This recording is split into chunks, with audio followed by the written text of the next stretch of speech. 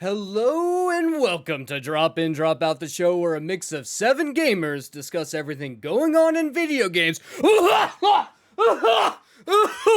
my god, why is it so dry all of a sudden? I'm so thirsty. Why is it empty? It's like a desert in here. Because it is.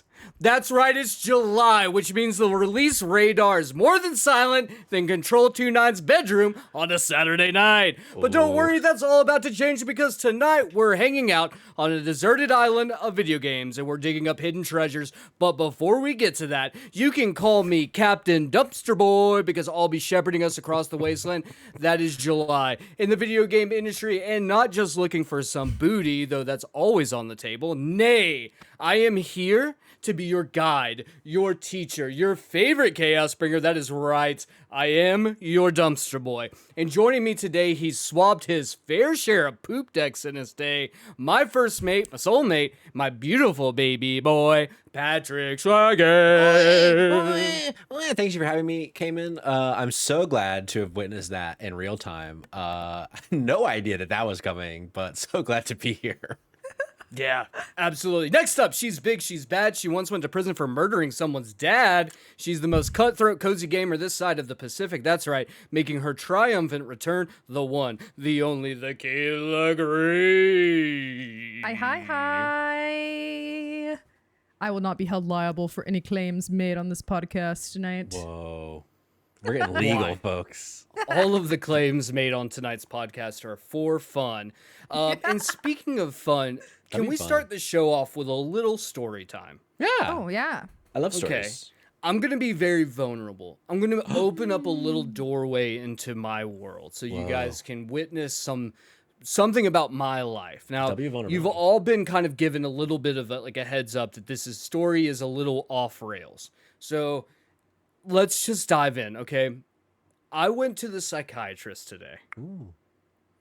And I was in the psychiatrist. We're working on doing some med changes and some things like that. Really getting to the meat of what makes me tick, you know? And at a certain point, the guy asked me, he said, do you ever have moments in your life where you feel like you just lose time? Where you look down and you're like, whoa, wow, how is it, super late now? I'm like, man, it happens all the time to me. I play video games, right? And the guy stops me and he says, oh, you a console guy or PC guy? I was like, okay, well, I got both. Okay. I got both, but I tend to play on the PlayStation. And he goes, listen to this. He says, you play Kingdom Come Deliverance? I said, well, I sunk about 50 hours into Kingdom Come Deliverance too. And he goes, those are weak numbers. And I sat back in his cozy couch. I leaned back and I said, I'm sorry. And he was like, you can do better than that. And I said, well, you know what, man? I platinum Skyrim in less than 60 hours. This man's face, he's shocked by the statement.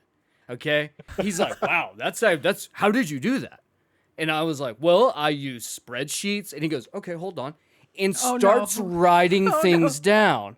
Oh, no. Starts writing things like, yeah, tell me more. Use spreadsheets? Okay. Spreadsheets. All right. You planned things out? You put energy into this, yes? Jotting these notes down. Well, folks, the end of our session, he looks at me and he says, well, here's the thing. While I can't tell you necessarily that you're autistic, I can tell you you're 100% neurodivergent. So the way that the dumpster boy's nut gets cracked is by being caught deep in the throes of using spreadsheets to platinum Skyrim. That's so fucking funny. Oh my god. Also, is this guy interested in being on the podcast? Is that breaking client privilege or whatever? I don't know. You know what? Is it breaking client privilege for me to doctor privilege for me to tell that story? No.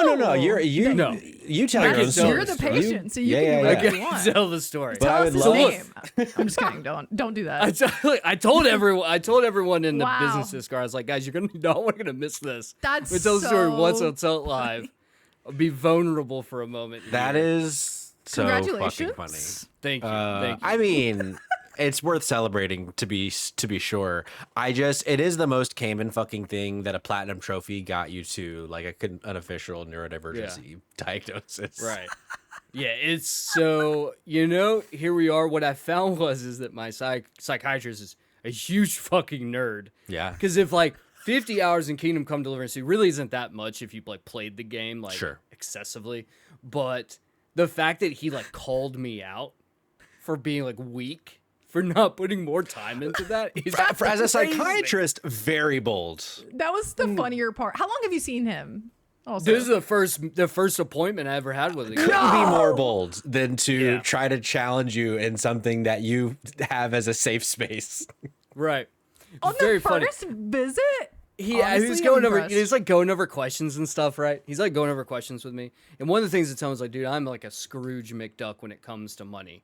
Like have a lot of anxiety around overspending and things like that. And he goes, "Well, you already got the cane. All you need now is a top hat."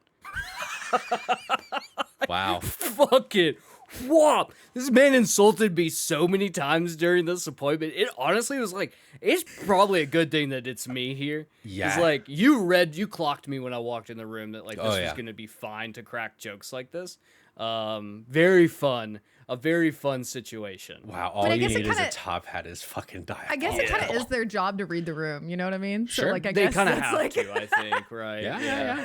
Wow. Incredible. Enough about that. Let's get the show on the road.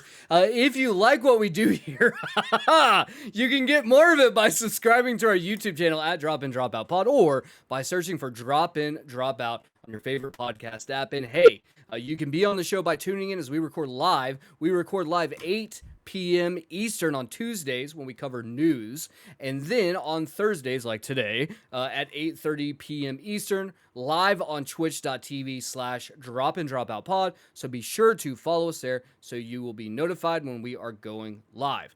I'm going to go ahead and pass the mic over because I've talked a lot already, and I don't even think we're 10 minutes into the show. So I'm going to go ahead and pass the mic to Kayla. You guys got up to some stuff on Monday. Why don't you tell the folks at home what you guys got up to? Tell them. Yeah. Oh, we sure did get up to some things. I was on vacation, very happy to be back. And while I was, Josh and Jerica on JK Games wrapped up Dave the Diver, and you should go check out the coverage that they did on that. Very cool episode. And then this last Monday, we played Mega Chameleon, which everyone and their grandmother is playing this time of year. I don't know where I was going with that. Yes. Yeah. That was really fun, and the VOD will be up very soon. You can go watch it on Twitch right now at just JK Games Podcast. But exciting announcement that we made at the end of the stream, if you were there. We are going to be playing Super Mario Sunshine for our July game. We wanted to, the whole reason we're here right now is because July is a very dry, barren month. So we're revisiting an old classic for July. It's gonna be really fun. So we'll have like a 3 weeks run. This upcoming Monday, we're gonna be talking about like the history, our personal history. Are we blinded by nostalgia for this being it's all of our favorites Mario game historically. Really? So it's very interesting. Ooh. Yeah. Okay. So we're gonna talk more about that a lot. So that's kind of what's going on in the JK sphere. Can I throw out if by the end of you guys covering Super Mario Sunshine, Josh doesn't show up with Flood, the jetpack backpack guy, I will be disappointed. Yeah. Because it sounds like Josh would have a Flood somewhere or something that could be a stand-in for Flood. Surely. Fantastic. Patrick, you and I got together for the first time in what felt like a lifetime. Yeah. To cover some news on Tuesday. What did we talk about? Because I sure shit don't remember. Sure. Tuesday, anytime we're talking about video game news these days on a podcast, it's something to do with Xbox being shit and burning down the games industry. So Tuesday, we talked about them laying off over the next 12 months. 4,800 people right now. It was 3,200 and it's 1,600 more later in the year or within the next 12 months. So we talked about that and like 7 different stories that cascade from that. And you know what we're going to be talking about on Tuesday next week? More of that. Oh, please no. So I fear that's kind of all we get to talk about these days. But it was a good episode, I thought. So yeah, go check it out. It's on the Drop and Dropout feed, as all Spotlight Games episodes are these days. I love that. I love that. We have an essay, I believe, that is dropping potentially tomorrow. Kayla, why don't you tell us a little bit more about that? Yeah, we have a original cognitive clips essay, which he will be releasing on his YouTube. I don't know that we have the exact date, but it's going to be really interesting because it is a kind of like a study into original IP versus remake or like series announcements. It kind of sparked from him doing some data analysis on the Summer Game Fest announcements, like how much of what we saw was original or like indie IP versus a remake, a remaster of some sort. So keep an eye out on his YouTube for that. And it'll be in our Discord, which you should join if you're not already. Get in there, folks. What are you doing? I love that. Speaking of things that are coming out, Yeah. a Game of the Year contender, potentially, maybe, probably, I think dropped today. Yeah. Or tomorrow. Today. Or whenever you're listening to it, sometime. Today? Patrick. Yeah. There is a potential chance. Yep. That you may be streaming that. What would that be? If you've been around these parts for a while, you saw myself in the Dumpster Boy interview CEO Lindsey Barnett to talk about the resurgence, the return of Backyard Baseball. It was launched today on Steam, and it's going to be launching on console later, I think in August. But I'm not touching the game until I can stream it. I'm saving my first experience. I haven't even booted it up. I have paid for it because they didn't give me a code. I'll forgive you this one time. But yeah, so I'm gonna do that. I have like dinner plans, but it's kind of early, so I'm not gonna commit to a time. But it will be tomorrow evening. I will be streaming at some point, even if it's like midnight. It won't be midnight. It'll be a lot earlier than that. But very excited to play some Backyard Baseball. Incredible.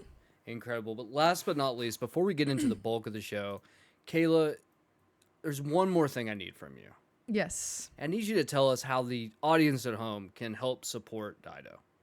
You know, that's a great question. One, just by being here. I know that's like such a cheesy answer, but we appreciate you showing up, giving us a follow, tuning in to us live. But you can also, we forget to mention this, you can buy our merch, which I think is pretty cool. It's done by me and Patrick accidentally twinning. We have cute shirts if you like them.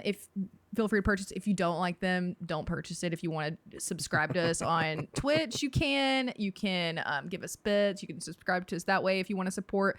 But if you like the designs, it is done by our friend, the French Dip Design, has done all of our logo and branding. So you can find all of our merch on dropindropoutpod.com, where we also have like a sticker, which is fun.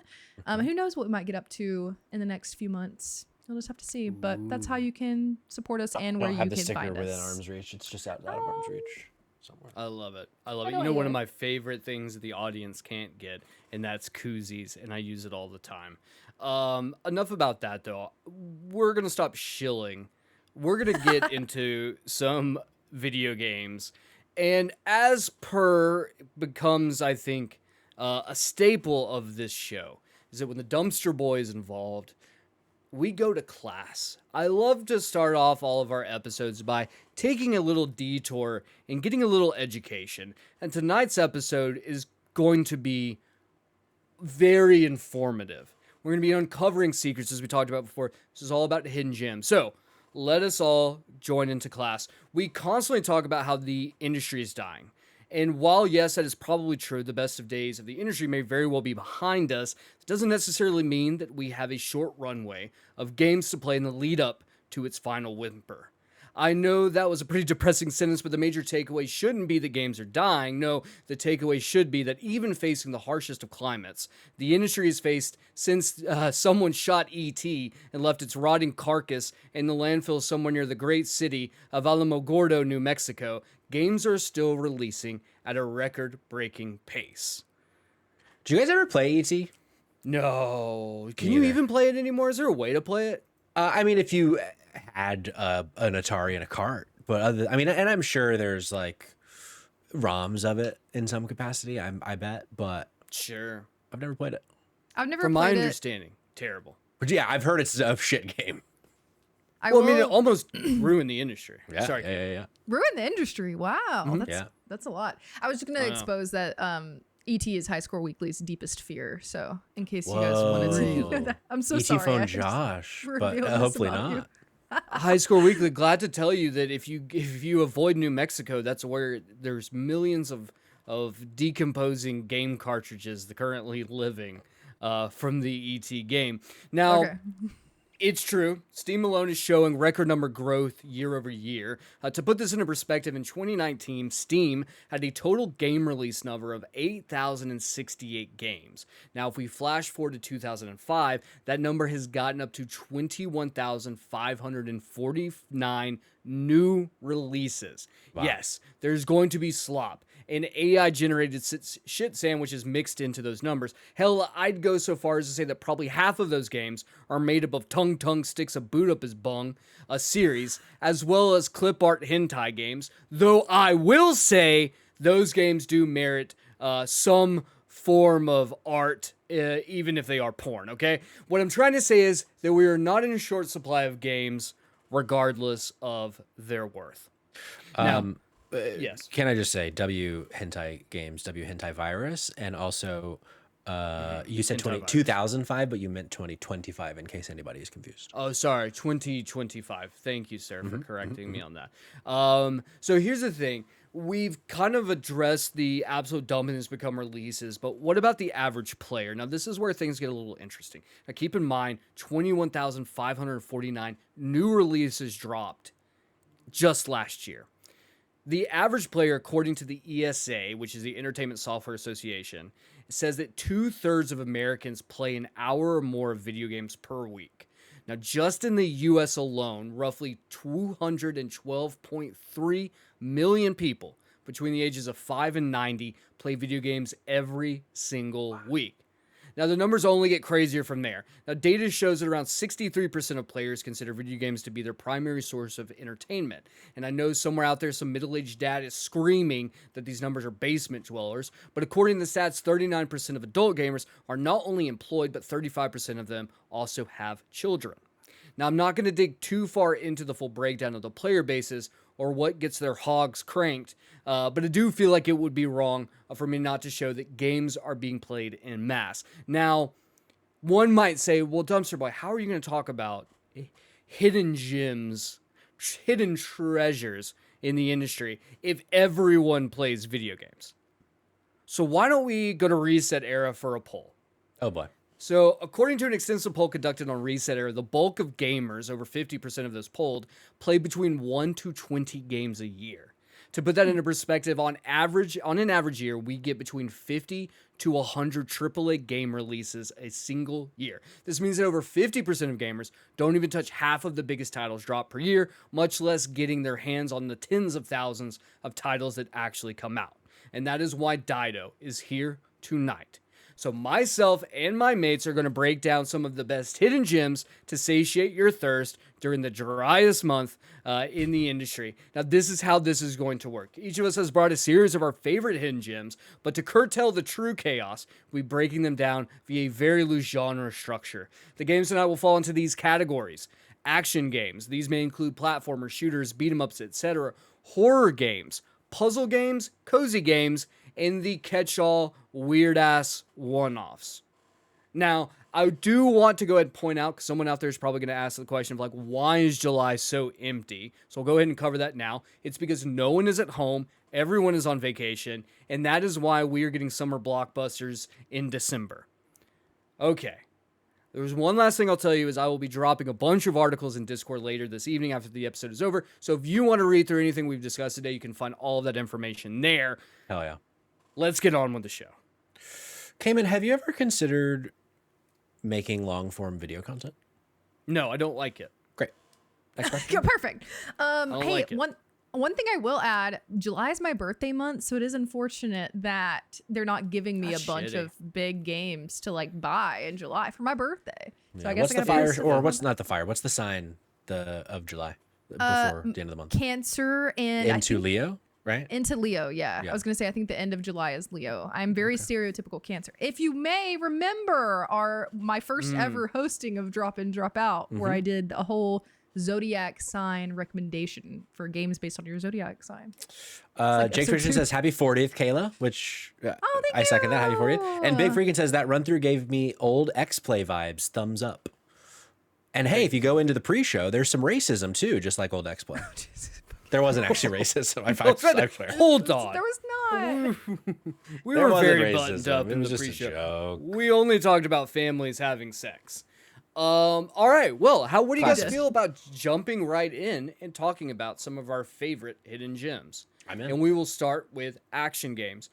Patrick, I want to start with you tonight, Yeah? if that's okay. We're gonna just start throwing it around. Patrick, what's one of your favorite hidden gems that you don't think enough people have played, or maybe any people have played, that would fall within this particular genre?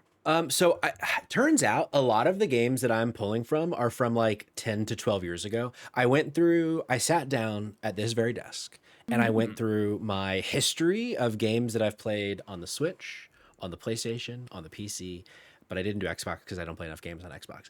And I found a lot of really good shit from the years of like 2012 to like 2016.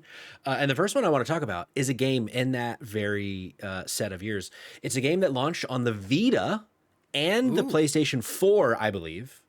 Okay. And now I believe you can play it. It's on Steam and it's other places as well. Are either of you familiar with the game Titan Souls? Anybody know Titan Souls? Ringing a bell, but I don't necessarily say that I remember it. Titan but Souls. Two of my favorite things of all time have Titan in the name, Titanfall and Attack on Titan. So you maybe I need And this remember in my the life. Titans.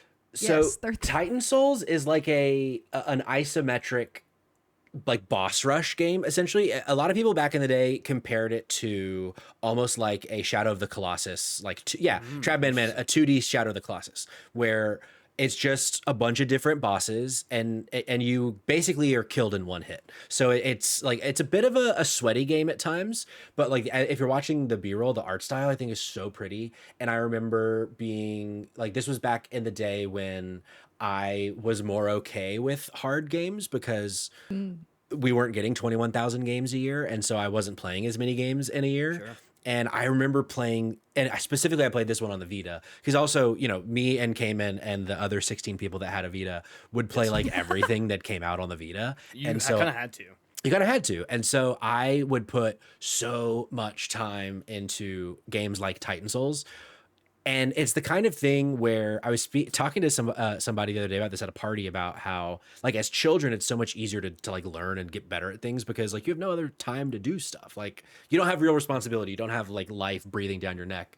And I was an adult then, but it was 12 years ago. And I was like, I can just like enjoy a game that's difficult because I don't have to be playing a new game every 5 seconds or living through the horrible things that life throws at us. So Titan Souls is my first submission to this. Very nice. I like that. Kayla, what about you? Listen, I am excited to give you a game that you've probably heard of if you've listened to me on content for any time in the last like 5 years. And I'm going to talk about, I don't even know if this is technically action. I guess it would be because spoiler, my list, as you may also know if you've listened to us, is mostly cozy games. And this I would still consider cozy adjacent, but it is more on the action side, and that's economics. Whoa, I'm gonna talk economics. about. And I kind of bring it up like ironically at times just because it's so like goofy. And I also, most of the data that I'm going to be telling you about tonight is from Steam. So take this with a grain of salt on other like platforms. But I think that this might be the smallest game that I'm going to mention tonight. Maybe not, but it only has 214 reviews on Steam. And it came out in 2024. I might have one smaller than this, but essentially what economics is, it's a couple different genres in one. It's got a lot of roguelite elements to it. And it's also turn-based. So you play as these little cute gnomes, and you have this like city builder on the top where as you progress through the story and kind of go on runs, you get to unlock more stuff on the surface. And your little gnome people are diving down into the mines, essentially, like the coal mines. Whoa. And there's these caves with different resources. And you earn money as you go down, but you also use energy, very typical like roguelike mechanics and like spending to earn type thing. But the further you get, the more risky it is because you're running out of supplies faster, you're further down into the earth. And you unlock different type of like mercenary things. So like you can unlock this type of gnome that can do this function. It's got a lot of strategy elements to it as well. It's really fun. And it's literally, I've never even heard of anyone else that like knows what this game is at all. So like when I thought about underrated like gems, this was the first thing I thought of because no one else plays this game and it's so fucking fun. So Kayla, according to Sensor Tower, a website I've never heard of, this game has only sold just north of 21,000 units. Stop! That's so sad. So I'm your number one quite fan. the perfect example of what we are going for in this episode. In 2024, so like I mean it's not super old, but like it's really fun, and I've played lots of like I don't know what my exact run time is, but it's a lot of hours. Wow. I've really enjoyed it. So I'm gonna do that. And I'm gonna try to fun. find sales numbers for anything that I can find, and they're not always out there, but Yeah. when I find them, I will. Kamen, can I really quickly bring in one from the Discord? Yes, you can, obviously. Cool for You submitted Dust, an Elysian Tale, another game that I played on the Vita. This is Dust, or Cool says TLDR, Dust, an Elysian Tale is a Metroidvania hack and slash RPG that really shows me that indies are so much more. It tells a story of Dust, who lost his memory and woke up to find a talking sword named Ara, who picked him, and a yellow bat fidget, who is the sword guardian, as the world of Falana is in crisis by a dictator general. Now Dust is on a journey to not only save the world and stop General Gaius from destroying the Moonbloods, but also find out who he really is. I remember really fucking with this game a lot, and like the art style is really, really cool too. Did either of you ever play Dust? No. I did actually on the Vita as well. But Yeah, then hell once yeah. again, and then I do feel like it's setting like this misnomer of like if you had a Vita, you really were desperate for games, so you kind of played whatever came. It's like Dreamcast. Yeah. Of like whatever came to that, you had to play because there were so few like titles to pull from. But that's a great pull. Like I haven't heard that name in so long. I haven't thought about Dust and love Elysian that. Tale in a very long time. So W, cool. Very cool. Very cool. Oh. Very Hey. cool. All right. I want to talk about a game that I championed a while ago, and absolutely no one listened to me. Now, here within the last couple of years, we lost probably one of the most prolific manga artists of all time, and that was Akira Toriyama. Some of you may know him from Dragon Ball Z. Some of you may know him from in the video game sphere. Some may know him from maybe, I don't know, Dragon Quest, one of the greatest JRPGs of all time. Well, right around the time he died, there was a game that came out. And now this game was based off of like a little known IP of his that basically was like a one-shot manga. They got into like a very loose like anime, short-lived anime that was like 8 episodes long, and it was called Sandland. Now Sandland follows you, the son of Satan, as you explore a world that is nothing but sand. It's basically you and a ragtag group of people that you pick over time that join into you while you drive around the desert in a tank.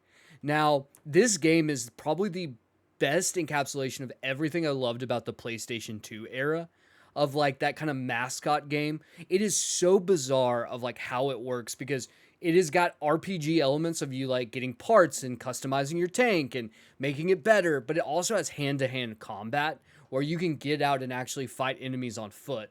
But there's something really satisfying about exploring this giant open world in this little tank that you can customize. It's got a really fun, very cute story. It's so Toriyama from like top to bottom. And the fact that like it being one of the last things that his name was attached to, that like he physically, like he had hands on, I think is really important as well. And while I would say like please go watch the anime because it is great, I do think that this game is an absolute hidden gem that I don't know if anyone played. I think, hear me out, it still may be on PlayStation Plus right now. Ooh, nice. Like on the catalog. So if you do have like 20 hours to spare, because it's not that long of a game, highly recommend playing Sandland. It's just just an incredible, very fun, lighthearted romp that is just feels nostalgic from like its roots up. And I highly stand by that. It looks really fun, and I've been meaning to play it. And according to Wikipedia, it has sold between 50,000 and 60,000 copies. So a very criminally small, low number. Correct. Criminally small. Criminally Speaking small of number. criminally small. Kayla, you've played criminally small games. What's another action game that you think more people should play, or maybe didn't get enough love? Yeah. I'll go because I have two more in this category because again, this is not my most robust category. I actually correct.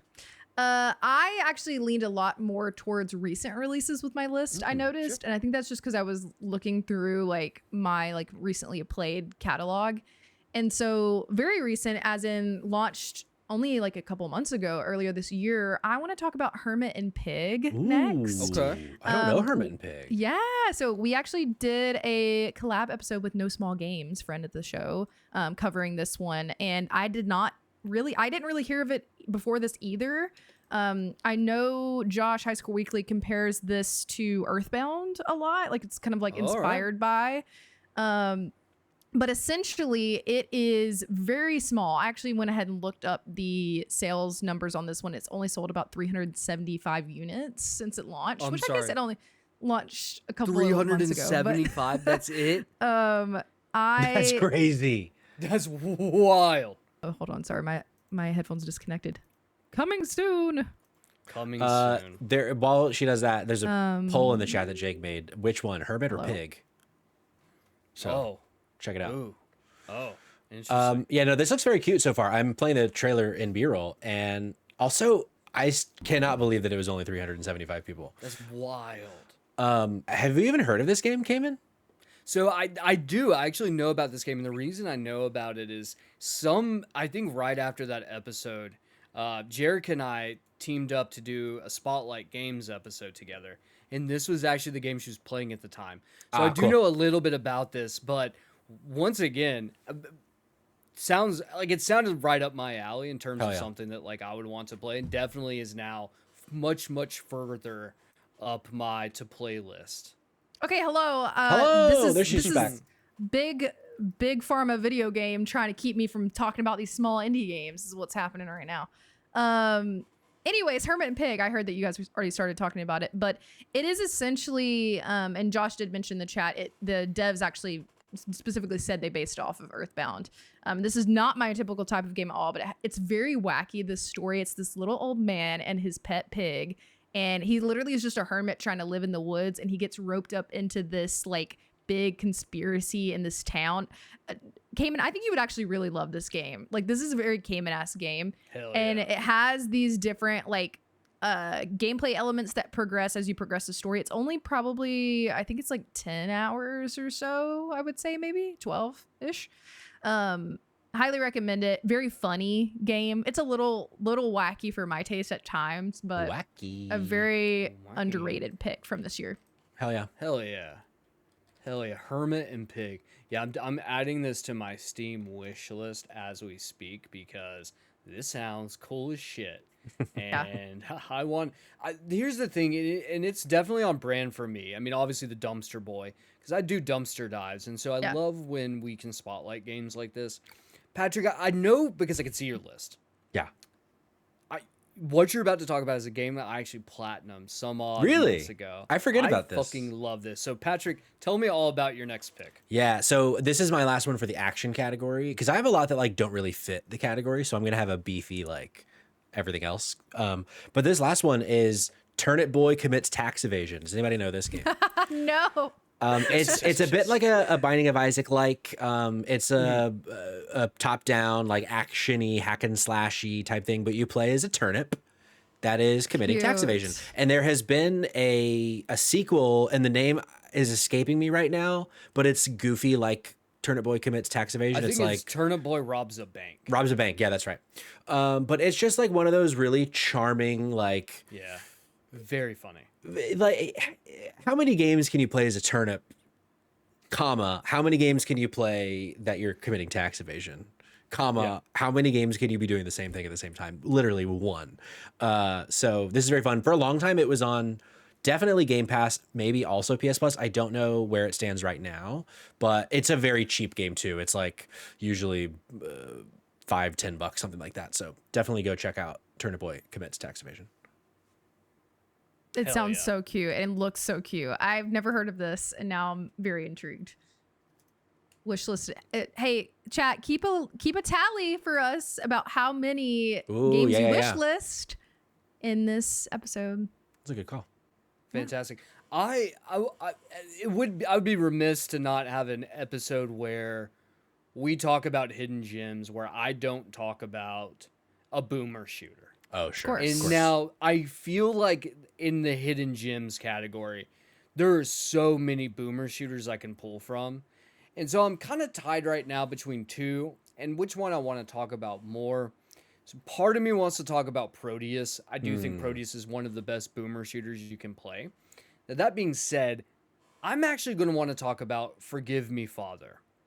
Now, Forgive Me Father is one of the most interesting boomer shooters that I've had the luxury of playing. Forgive Me Father is an almost 2D cartoon style boomer shooter. Before the likes of like Mouse PI for Hire, there was Forgive Me Father. Now, you play as like a PI, this detective who goes to a town in which it is overrun by like mutated fish people and cults and things because the town is being infested by Cthulhu and all of its elder god creepy nasties.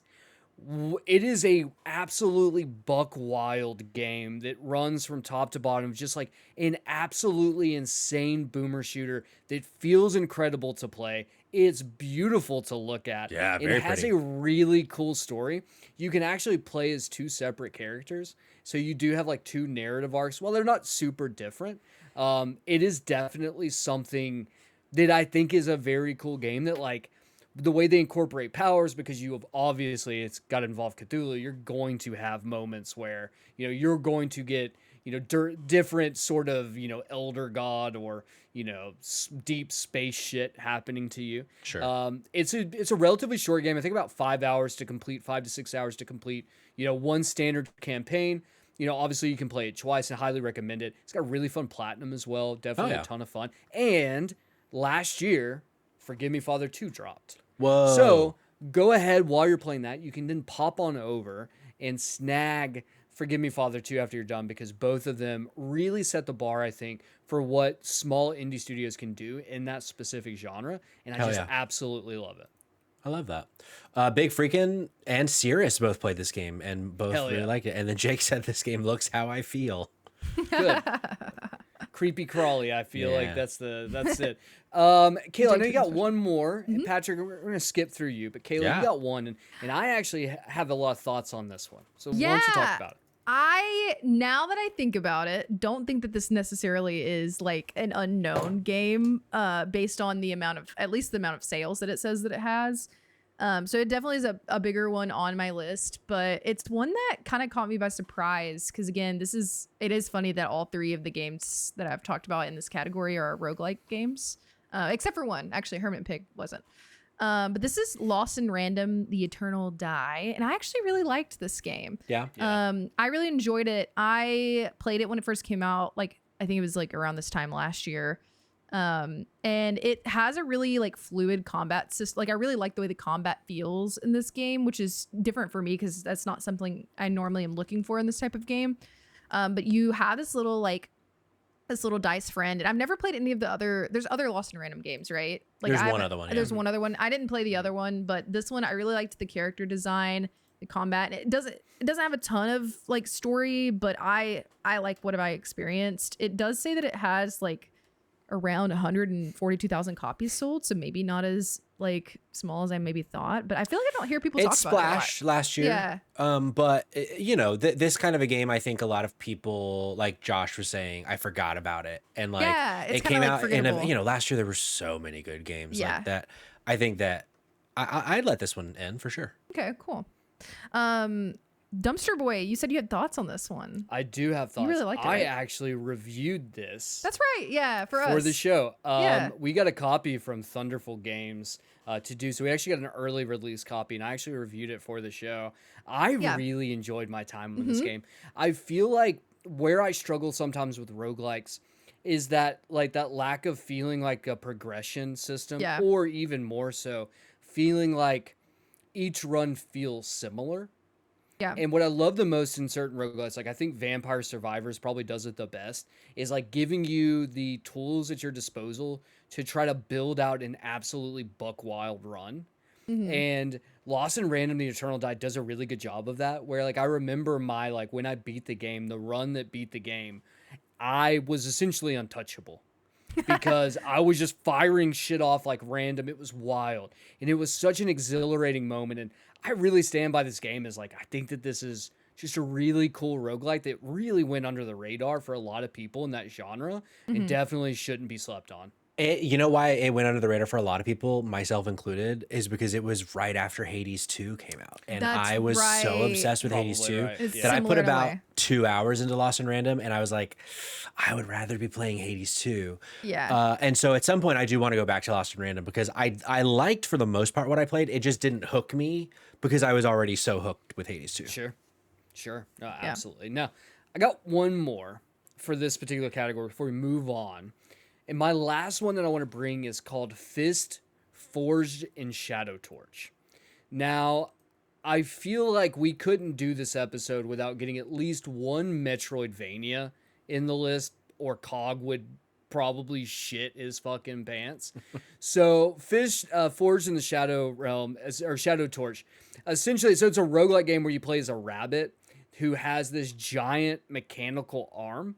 And essentially, it is very Metroidvania, where you'll pick up new weapons that customize the way that you function and play, but also open up certain areas of the map. The one thing I love about this game is the map is great. And Metroidvanias for me always piss me off with shitty maps. It's like the one genre that just, it is baked to the core that maps are terrible. And it's like a gameplay feature to have a dog shit map. Looking at you, Hollow Knight, and Hollow Knight Silksong, and Prince of Persia, the Crown of Big Doo-Doos. The Crown of Big Dudes is, yeah. That's what they exactly call right. the game. Ubisoft going under, and that's bad. That was bad. That was terrible of me. Fist Forged and Shadow is a really fun game. The art style is fantastic. The gameplay is fantastic. It was also another game that's on PlayStation Plus as well. I believe that there's either a game that came before this or maybe a sequel that came after that is completely different. But the game does end on a wild cliffhanger, and I do distinctly remember the only reason I played this was because Shuhei Yoshida posted it on Twitter How and was funny. like, "This game fucks," and I was like, "Well, if Shuhei thinks so, I gotta watch it." That's so funny. I really don't like how realistic the bunny looks.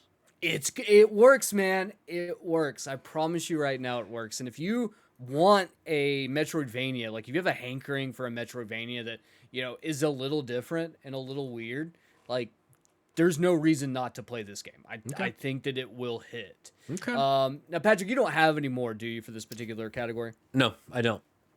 The defense rests. Okay.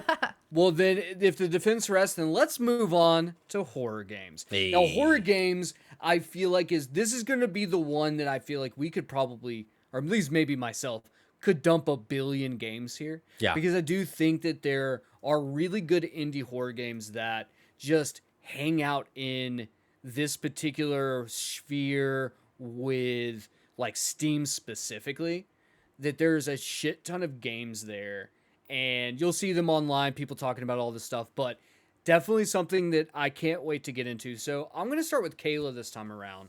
What is the first game that you want to talk about for your hidden gems? Yeah. You know what's interesting is I do talk about horror games a lot and how much I enjoy them. I think that indie horror is specifically a gap for me. Like I don't have a ton Really? of indie horror that stands out as like something that maybe not a lot of folks would recognize or know about, but there are a couple that we have a tradition like on JK Games and that we play like an indie horror game together a lot around like Halloween. And so one of the ones we played last year was called the Cabin Factory. Have either one of you heard or Yes. seen this? I don't Yes, know Cabin actually, Factory. This was, I think, the last dumpster dive I live streamed. Yeah. Was the Cabin Factory. So this game is scary. Like it is truly horrifying. So it's Yeah. multiplayer. It is, or technically I think is it multiplayer or did we just make it multiplayer? I forget if it actually, I think we made it multiplayer because we did like a like a remote play type thing where we all played it together and took turns like helping, because essentially what the premise is you're in this like warehouse and a cabin is delivered to you like on this like pulley system. It's giving And Better Call Saul season 3, I think, I did not watch that or actually, maybe 4. but Yeah. and essentially you have to decide if it's haunted or not based on like what you see inside the cabin, context clues, and you have like I believe it's 10 different levels that you have to get through, and if you get any of them wrong you have to start over. It's so creepy, and there's like all this sort of hidden lore too, and I really enjoyed my time with this one, and I don't hear a lot of people talk about it, and I didn't know that Dumpster Boy had played it. So you like this one too? There you go. I quite enjoyed it. It definitely there was a couple moments where I was like, nope, don't want to finish this. Yeah, Nope, don't want to finish it's this. pretty crazy. I like how though every run you do and you fuck up and then you get kicked back, they dump in like special things to tell you more about the story. Yes. And I feel like I've played a lot of these types of games like Exit 8 or all of these exit games and the anomalies games, which is I feel like this is. And so I definitely like really enjoy this particular type, and I think this is probably the best of those games. Yeah, Like for sure. fuck Exit 8. The Cabin Factory is the best of those games. No, hell Patrick, Yeah. tell me a little bit about some horror games you like. Yeah, so this one, I stole one from you, but I'm gonna save that Sure. one for later. The first one I want to talk about is called Signalis. Do either of you know Signalis? Oh, yeah. Never I've seen it played but haven't played it. Yeah. So yeah, Signalis came out a few years ago. It definitely, maybe it might kind of like what you were saying, Kayla, about Lost and Random. Like it's not necessarily hidden per se, but I think more people should play it. It is another isometric title. Apparently, all my hidden gems are isometric, but it's like a Resident Evil game that is 2D, and you play as this like robot on this space station, and you're going around solving this mystery, trying to escape. And it's just like, I devoured this game. It released January 2024, I want to say, maybe 2023. And I remember stumbling into this game and over the course of like 3 days, just like didn't stop playing it. And I had a few of those like, you know how when a game just like clicks at the right time for you, and then also something just like really cool happens in the game that you feel like was made specifically for you? Have you ever had that moment in a video game? Yes. There's a moment later in this game where there's like German writing on a wall. And I studied German in college, and I don't know a ton of German, but I remember some stuff, but I was able to like piece together this phrase in German that was like a hint to solve a puzzle that I had been like bashing myself over the head on, that I just couldn't figure out because like I don't want to use a walkthrough. I want to figure it out. And I'm just running room to room to room, and I see this thing on the wall, and I'm like, I know a couple of these words, and I start thinking through it, and I don't remember what it is now, but it was just like, and it fucking worked, whatever it was. And I was like, that was a really fucking cool experience that I bet a lot of people didn't have. You know, the millions of people that are German had that experience probably. But so yeah, Signalis, and also very fucking spooky game. I love that. Yeah, Signalis definitely something that's on the list for me. Eventually I'll get around to it. Yeah, Kamen says that it has 1 million sales on PC, so definitely not very hidden. But go play it. Go play it. I don't know about this one made the either. rules. This one might not necessarily be hidden, but I don't know if anyone here knows what I'm talking about. Maybe some of you do. Maybe I'm wrong. I'm wrong quite a bit. So don't ever listen to me when I talk about how I'm educating you at the beginning of episodes. I want to talk about dare I say, my favorite horror game potentially ever. Oh? And I'm making this proclamation right now. Okay. Okay? And that game's called Mouthwashing. Oh, sure. Oh, yeah. If you don't know what mouthwashing is, do not listen to anything else I'm going to say. Quit right now.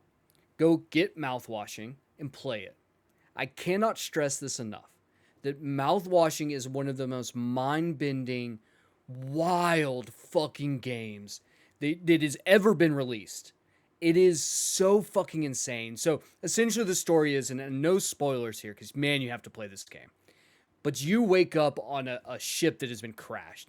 Now, the ship captain is mangled and burned up and can't speak, and the rest of the crew on this ship are mad at the captain because they think that the captain has deliberately crashed the ship, stranding them all, this spaceship. What unfurls over the next like 3 hours, because this game's not long, is one of the twistiest, wild narrative stories, while also getting like super acid drop, almost like wild and twist. It all kind of dissolves at the end of the game into this huge revelation that will leave you sick to your stomach. Then you will not stop thinking about it for weeks. It is. I'm getting chills, goosebumps right now. He's got the goosies. Just thinking about how fucking insane this story is and how you get from point A to point B through it. And I, once again, cannot stress this enough. Please, for the love of God, go play Mouthwashing. Could you play this in one sitting? You can play this in one sitting. I did it all while playing on the Steam Deck. Hell yeah. Then I went back and played it on the PC again twice because I couldn't get enough. Help me remember. I want to stream this in October. This Yes. is one that I've seen. I've seen this like cover art a lot, but I've never actually played it. I think I actually own it. I just haven't played it yet, but I think you've convinced me. That's really all I needed. Was just Noah in the that. chat says that he's your Steam Deck. He plays with you. Can yeah, you confirm? brother. Oh, very You know, good. we did this. Sirius popped up. He was one of the people who had played Forgive Me, Father. And the reason was because I actually purchased him a copy of it. Ooh, nice. Hell So maybe if one of you lucky bastards out in the audience tonight, it can convince me. Maybe we'll give out a copy of Mouthwashing at the end of this. Hell yeah. To one of you lucky viewers, so that you guys can enjoy the game. So, just saying, you guys jump all in there and make me proud. Kayla. Yes. Actually, no, Patrick. Yeah. Ah. I want to go back to you. Yeah. So Give this me- isn't give me the another one of your one that I games. stole from you, but I only know about it because of you. And that is a game called Slayaway Camp. Hell yeah. Slayaway Camp, it could have gone in the puzzle category as well, but I Sure. felt like it makes sense to be in horror. I love Slayaway But Camp. it's a very campy, no pun intended, horror game where you are this character. You are like the slasher in like any kind of horror movie, and each puzzle level is like a room of this, like, usually, you know, it's kind of like a camp setting, and you are trying to kill everybody on the screen in a certain number of moves. And there's all sorts of obstacles, and there's like the characters can run from you and things like this. And it's just one of those like one room puzzle games that is just so fun. And sometimes the puzzles take literally 25 seconds, or sometimes they take like 30 minutes trying to figure out like, okay, how do I actually do this in the right number of moves? And it does the starring system where like you can, if you get it in 5 moves, you get 3 stars, 10 moves, 2 stars, etc. So that it has that like gamifying of it, which is very fun. But the thing that I think takes this game a step further from just being like well made is there's so much heart in it. Like there are so many levels that are specific homages to old horror classics, and there's so many touches. Like the levels will be like VHS boxes on a Blockbuster shelf that you like look through, and so like the game is just, whoever designed the art of this game, like the art director, had such a clear vision that I really fucking respect. And it's a very fun game, cheap. I don't know the price off the top of my head, but it's one of those games like it's everywhere. It's a great game on a Steam Deck or a Switch, like especially a second screen experience type thing. But yeah, this was a dumpster dive back on Spotlight Games at some point, and I played it and fucking fell in love with it immediately. Yeah, Slayaway Camp is, and as someone who loves trash cinema, the game really leans into the trashy part of it by like really like leaning into like, you have killer clowns and aliens and Jasons and all of these goofy things. It's really fun. Yeah. I highly recommend that one as well. Kayla, you've got one on your list that I have never heard of before. And Oh, I am yeah. very excited to hear about it. Tell me about your game. Yeah, so this next game is another one that we have streamed before, and it's called Don't Scream. And essentially, this is a game where you will, like, your goal is to survive in the woods without screaming, actually. Like, it uses your microphone in IRL, obviously. And if it detects that you scream, you have to restart. And it is entirely based on jump scares, which I know is not everyone's cup of tea. But the way that this is set up, it's very found footage horror. Like, so like you have a camera that you are walking around with, this like VHS camera, and it is terrifying, but it is, I think it's so well done. Also, it was a really cool experience because me and Jerica streamed it, and the developer was like in our chat. I remember which the was dev really coming fun. in the chat there. Yeah. Yeah, it was Where have I so been? sweet. Yeah, this was a long time. I mean, I say a long time ago. I guess this was 2024. Yeah, 24. Okay, so I was in a coma during this. With Yeah. this Yeah. Uh-huh. Yeah. You still are, maybe. Hell beep. yeah. Who's to say? Beep, beep. They did have another game come out, Don't Scream Together, I believe. And it is a version that's actually multiplayer that came out last year, because the way that we did it again was through like remote play, where essentially like Jericho was playing and I had like the mic, and I was like, if I screamed, then she would have to restart. So that was also funny. But yeah, awesome. it was really fun. Recommend it if you like just a little spooky time. I think it's pretty affordable too. It's only $8 on Steam. So Hell yeah. Hell yeah. and it's Fuck found yeah. footage. Very Blair Witch vibes, I would say, I love that. mixed with the ring. I remember being very impressed at how well whatever tech they're using, like it really looks like it is a VA, like It does. a tape recorder. The way that Yeah. they're doing it is very good. It's cool. The art's really good. The audio design is very well done. At the time it was a little buggy just because I mean it's pretty small. But I still had a really good time. Yeah. Fuck yeah. I want to talk about a recent game, a game that came out, I believe, this year, back in January, if I'm not mistaken. I do want to say I actually brought this up on the show, maybe at one point, of like a game that people need to play, and once again, no one listened to me. And this game is called Crisol, Theater of Idols. Now, imagine playing a horror game. Imagine playing Resident Evil 8, but it was also BioShock. And also your blood, which is your health, is your bullets for your gun. So it is like a survival horror game that is set in this really cool, almost like, I don't know if you guys ever saw, I know you never saw this movie called Dagon. It was a Stuart Gordon film based on H.P. Lovecraft, of this like Spanish villa that is gone. There's something's wrong is happening. And this is essentially, you show up as like a priest who is being guided by God. The Crisol is guiding you to like reclaim this land and kill this demonic entity before it like becomes too powerful. And you get dumped in this absolutely fucking terrifying, like decrepit like city that is like right on the coast of Spain, it feels like. The whole game, highly recommend playing it in Spanish, because it even like that makes it lean even further. It's like the first language you can play is in Spanish, like it wants you to do that. There are English dubs you can do, but they're not as good. But it's just a really cool, interesting game that I don't think many people knew about or many people saw. And it just kind of like flew under the radar, even though it really hits a lot of highs that I think most of the people in the horror sphere like would actually like to play. Yeah. Just for some reason whiffed. I remember you talking about this on Spotlight and me being like, I'm going to go buy this right now. And then I didn't. But Kamen says that it was on sale for PSN a bit ago. So now I need to put it in my wish list because I forgot how fucking good it looks. It looks so cool. Incredible. Yeah. I mean, sure. And you can definitely tell that it's a little bit lower budget. Like, it's definitely a AA game. There's some rough edges. Yeah. But ultimately, though, it is a very cool game. And I think the blood mechanic is one of the most interesting parts. It almost made me feel a little bit like Elden Ring doing a blood build where you're trying to navigate walking around being like, well, I only have a certain number of bullets I can shoot or I will die. I don't even have to get hit. I will die. And getting hit takes a huge chunk of your health off.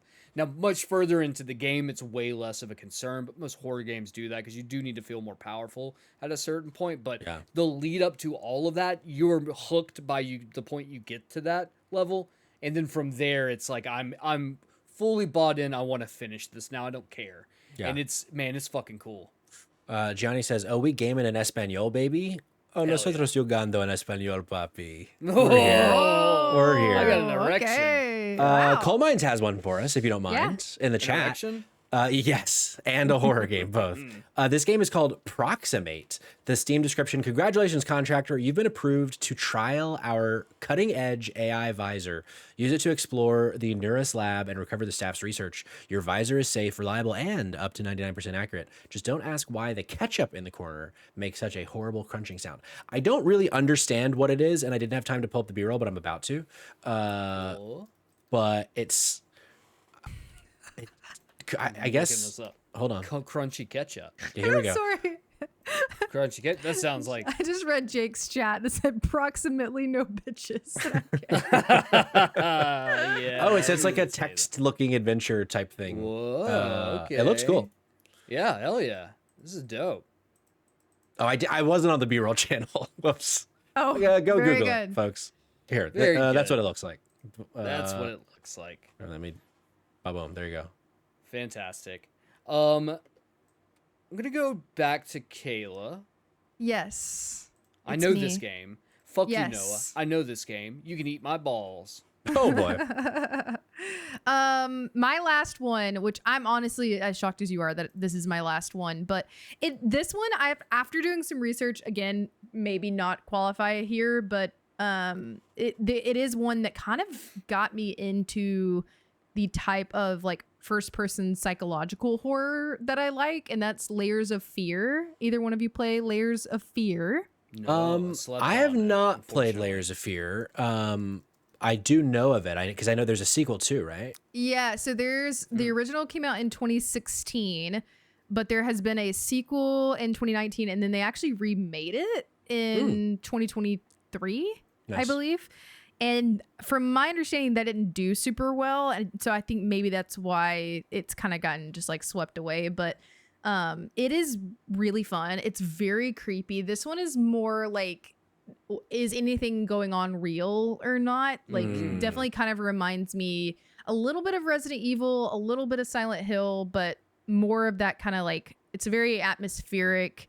I don't remember a ton about it, but I booted it up before this just kind of see if it still held up, and it still looks great, the original 2016 one. But you essentially are in this like Victorian mansion and you're a painter trying to like finish your like magnum opus, and you're like slowly losing your sanity like as you're going through this mansion, and it's very fun. Very much enjoy it. And I do want to try the remake and see if it's actually any good. So I just remembered I still have the old Victorian eyes that I used during the Victorian episode. So Kayla, they're on thank your you. face Oh. now. I love that you had that so easily I was like, accessible. I don't think I'd ever deleted the Victorian eyes from my OBS. God, the fucking Victorian. That was a good eyes. episode. What was it? Games that you would show a Victorian child. Uh-huh, Is that what it was Yes, called? That was a great episode.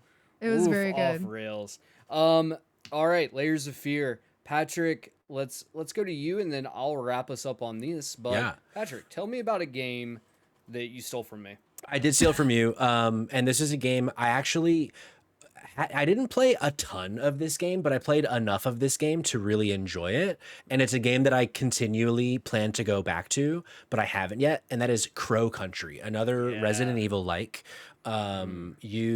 It's like, if you're looking at the B-roll now, it's kind of giving like PS1 graphics, 3D, and you're in this like amusement park, and it's very much, it's a Resident Evil game. Like, you're going from room to room and you're trying to solve puzzles, and you're taking items that you take across the map, and it's just it's essentially what would Resident Evil look like today if it was still made on the PS1.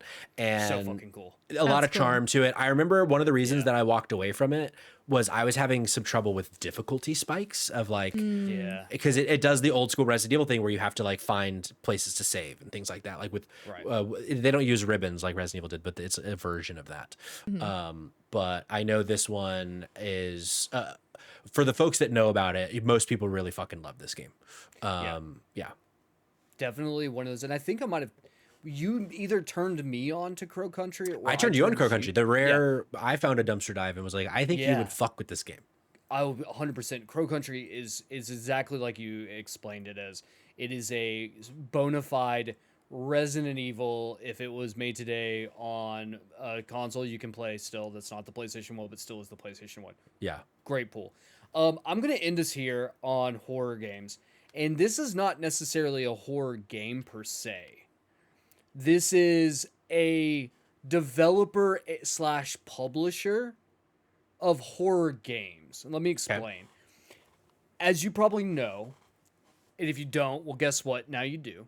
I love retro horror. Whether it's analog horror from film, or if it's television, books, video games, where I love the aesthetic of retro horror. And there's no better developer slash publisher than Puppet Combo, Terror Star Video. They're like two the same. Terror Star falls under Puppet Combo. It's like an arm of them. They make games. I'm going to read a couple of my favorite games from them. The Power Drill Massacre, the Nun Massacre, Murder House, Stay Out of the House. Those are all from Puppet Combo.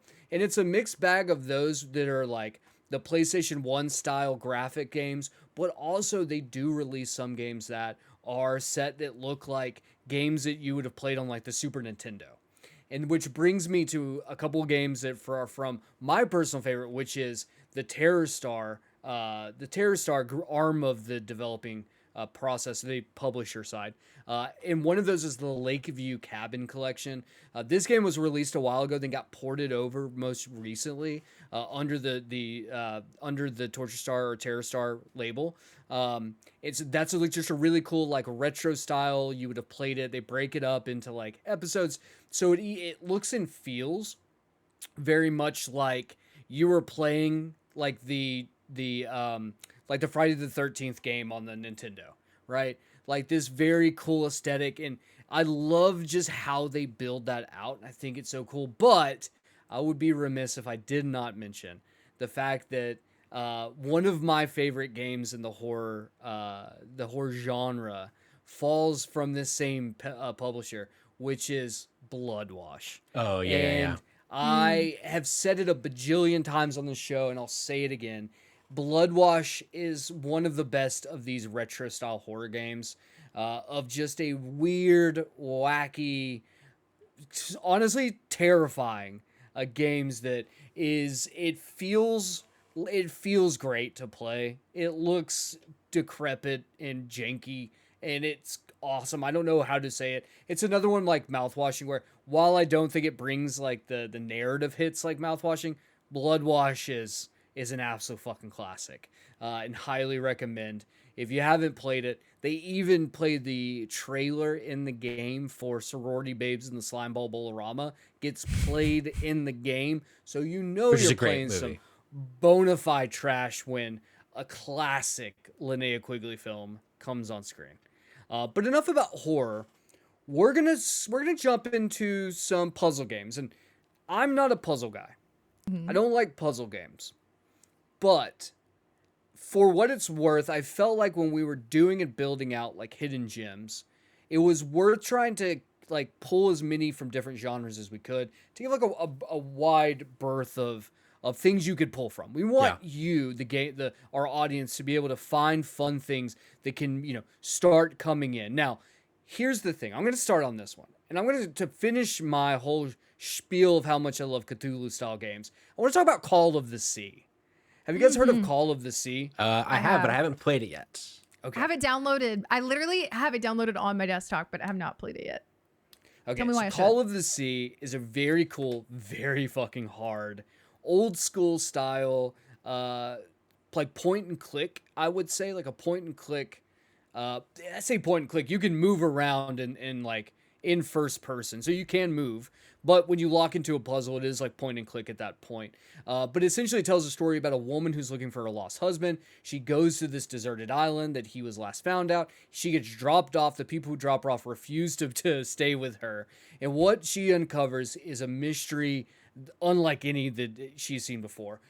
Ancient artifacts, spooky, scary corridors, and what ends up unfolding into like celestial horror by the end. Now, keep in mind, this is not a horror game. This is very much a traditional puzzle game, and I would even go so far as to say potentially cozy. But I'll leave it there. They just got a brand new sequel that just came out called something. If I heard it, I'd recognize it, but I can't pull it right now. Elder. It just came out. Like, It's it Call Call came of out the Elder Elder- Gods? Yeah, something like that. Okay. Yeah. So apparently that's like elaborated on the puzzles and made them more dynamic, which I think is awesome. But if you haven't played Call of the Sea, you can usually pick it up for pretty cheap as well. If you're into puzzles, outside of the fact that there are some wild difficulty spikes at the end, and I definitely had to use a guide because I'm too fucking stupid to beat the game outright. Definitely recommend Call of the Sea. Kayla, are you a puzzle person? Are you puzzle girly? I am a puzzle girly. It's a more recent, I would say, kind of thing that I'm really interested in. I do rage quit games fairly often, so I have to be careful with puzzle games depending on like what the vibe is, which is why I like kind of like the intersect of cozy and puzzle type games. Which is perfect segue into the first game I'm going to talk about, which also we were lucky enough to get a review copy for earlier this year, like literally last month. But I haven't had a space to really like fully talk about this game yet. And when I tell you that more people need to play this game is very special. It's called Swan Song is the name of the game. And essentially it is a puzzle game inside of a music box that the main character has, and it is a very narrative forward puzzle game, which is not super, I mean, I'd say not super typical, but it's way more than what meets the eye. If you were to just like watch the YouTube video of this game and look at the Steam description, the journey that it takes you on almost kind of feels like a Life is Strange game in a like very boxed in puzzle format. But it really explores a lot of different types of grief as well as you're following this person kind of through time. Also kind of reminds me a bit about unpacking in a way. I was getting an unpacking vibe for sure. Yeah, it kind of gives you that vibe of like the same type of items you're following the character's like life through. And each level you have like a mixtape. I don't want to give too much away about the story, but the actual gameplay is based off of like grid-based movement, and you're trying to get the figure of the swan to like the end essentially. So you turn the key and it's like music. It has some like rhythm type things where you can hear the music, but it's not entirely rhythm based. Patrick, do you have a question? I fear I'm so locked in on this. It's so Holy good. shit. This looks You so guys like fucking cut a cool. clip. We posted it. We did, yeah. And it just like didn't click for me how much I will fuck with this game. So heavy. It's so good. I will not lie that the story is sad. There's some trigger warnings in the like right when the game boots up. It's nothing like super descriptive. And Cater Blossom is in the chat, and yes, you absolutely should play this. It just came out like last month. But I've heard literally like no one talk about it, and I needed a spot to like talk about it again because it's very, very, very good. So It looks so good. It looks like something That's I so will fucking love. cool. Yeah. This game looks dope as shit. Patrick, you are for what it's worth, much more of a puzzle guy than I I am love a puzzle game. by a long stretch. Yeah. So I am curious what you pulled here. One of them on this list is one that's been sitting on the back burner for me for a hot minute. And I'm curious if you'll talk about it. If not, we'll talk off air. Is it- Tell take me it offline. We'll take it offline. We'll take it offline. Take it offline. We'll circle back. The first one I want to talk about is Chance of Sonar. that is the game. Thank you. Nailed it. Tell me all So, about this because I Chance want to of know if I should Sonar- play it. This one is so if you're not familiar with Chance of Sonar, first of all, the art style is fucking gorgine. Just look at this B-roll. But you play as this. I don't even really know because like the game doesn't really tell you a lot of the story. You have to really kind of figure it out yourself because the whole premise of the game is the entire game is in another language, like a made up language. And you are trying to solve puzzles by around the world, figuring out the language of the world. And you have this little notebook that you take with you. And like when you like, there's like it gamifies like piecing things together and being like, okay, this means like up. And this other thing means fucking left or whatever. And so you just like kind of start figuring out what things mean around the world that then gives you the ability to explore other areas or know where to go and not be caught by things because there's also like a stealth mechanic to this game. Which honestly I think is one thing that you might end up getting frustrated with Kamen is how much the game can kind of lean on stealth mechanics. But it's a game that I never got around to finishing. But what I played of it was so fun, and it was the kind of thing, it had that like The Witness or other puzzle games where like you have to kind of learn language to play it, where when it clicks for you and when like something comes together and you understand what it is you're trying to achieve, it feels so good. It's like, step aside, Souls players, fucking figure out a puzzle in something like Chants of Sonar and you will feel like God. Because it a lot of the time doesn't give you a lot to work with, so it really kind of stretches your brain in that capacity. But it's very fun. I highly recommend Chants of Sonar. That's very cool. That's cool. Yeah. I do think I'll give it a shot. I'll give it a shot. I think it might be on PlayStation Plus, and if not, I feel like I've seen it on sale for like dirt cheap. So snag a copy for myself. fun. Kayla, Mm-hmm. I want to go back to you. Yeah. Because you've got some hot picks in there, and I'm very curious about a lot of them. Yeah. Give me another one. Give me another one. Okay. So my Give him another one, please. I got you. The next one I'm going to talk about is, it got a little bit of traction because it was featured in a lot of like, I say a lot, maybe several award shows, especially like the smaller indie ones, but not enough because this game scratches like the perfect itch for me, and that's Is This Seat Taken is going to be the one I'm talking about. It's available on Switch and Steam and probably console at this point. I would think so, yeah. This is a perfect Switch game. I think it's like $5. It's very inexpensive. Oh, $10. So sorry. It is excellent.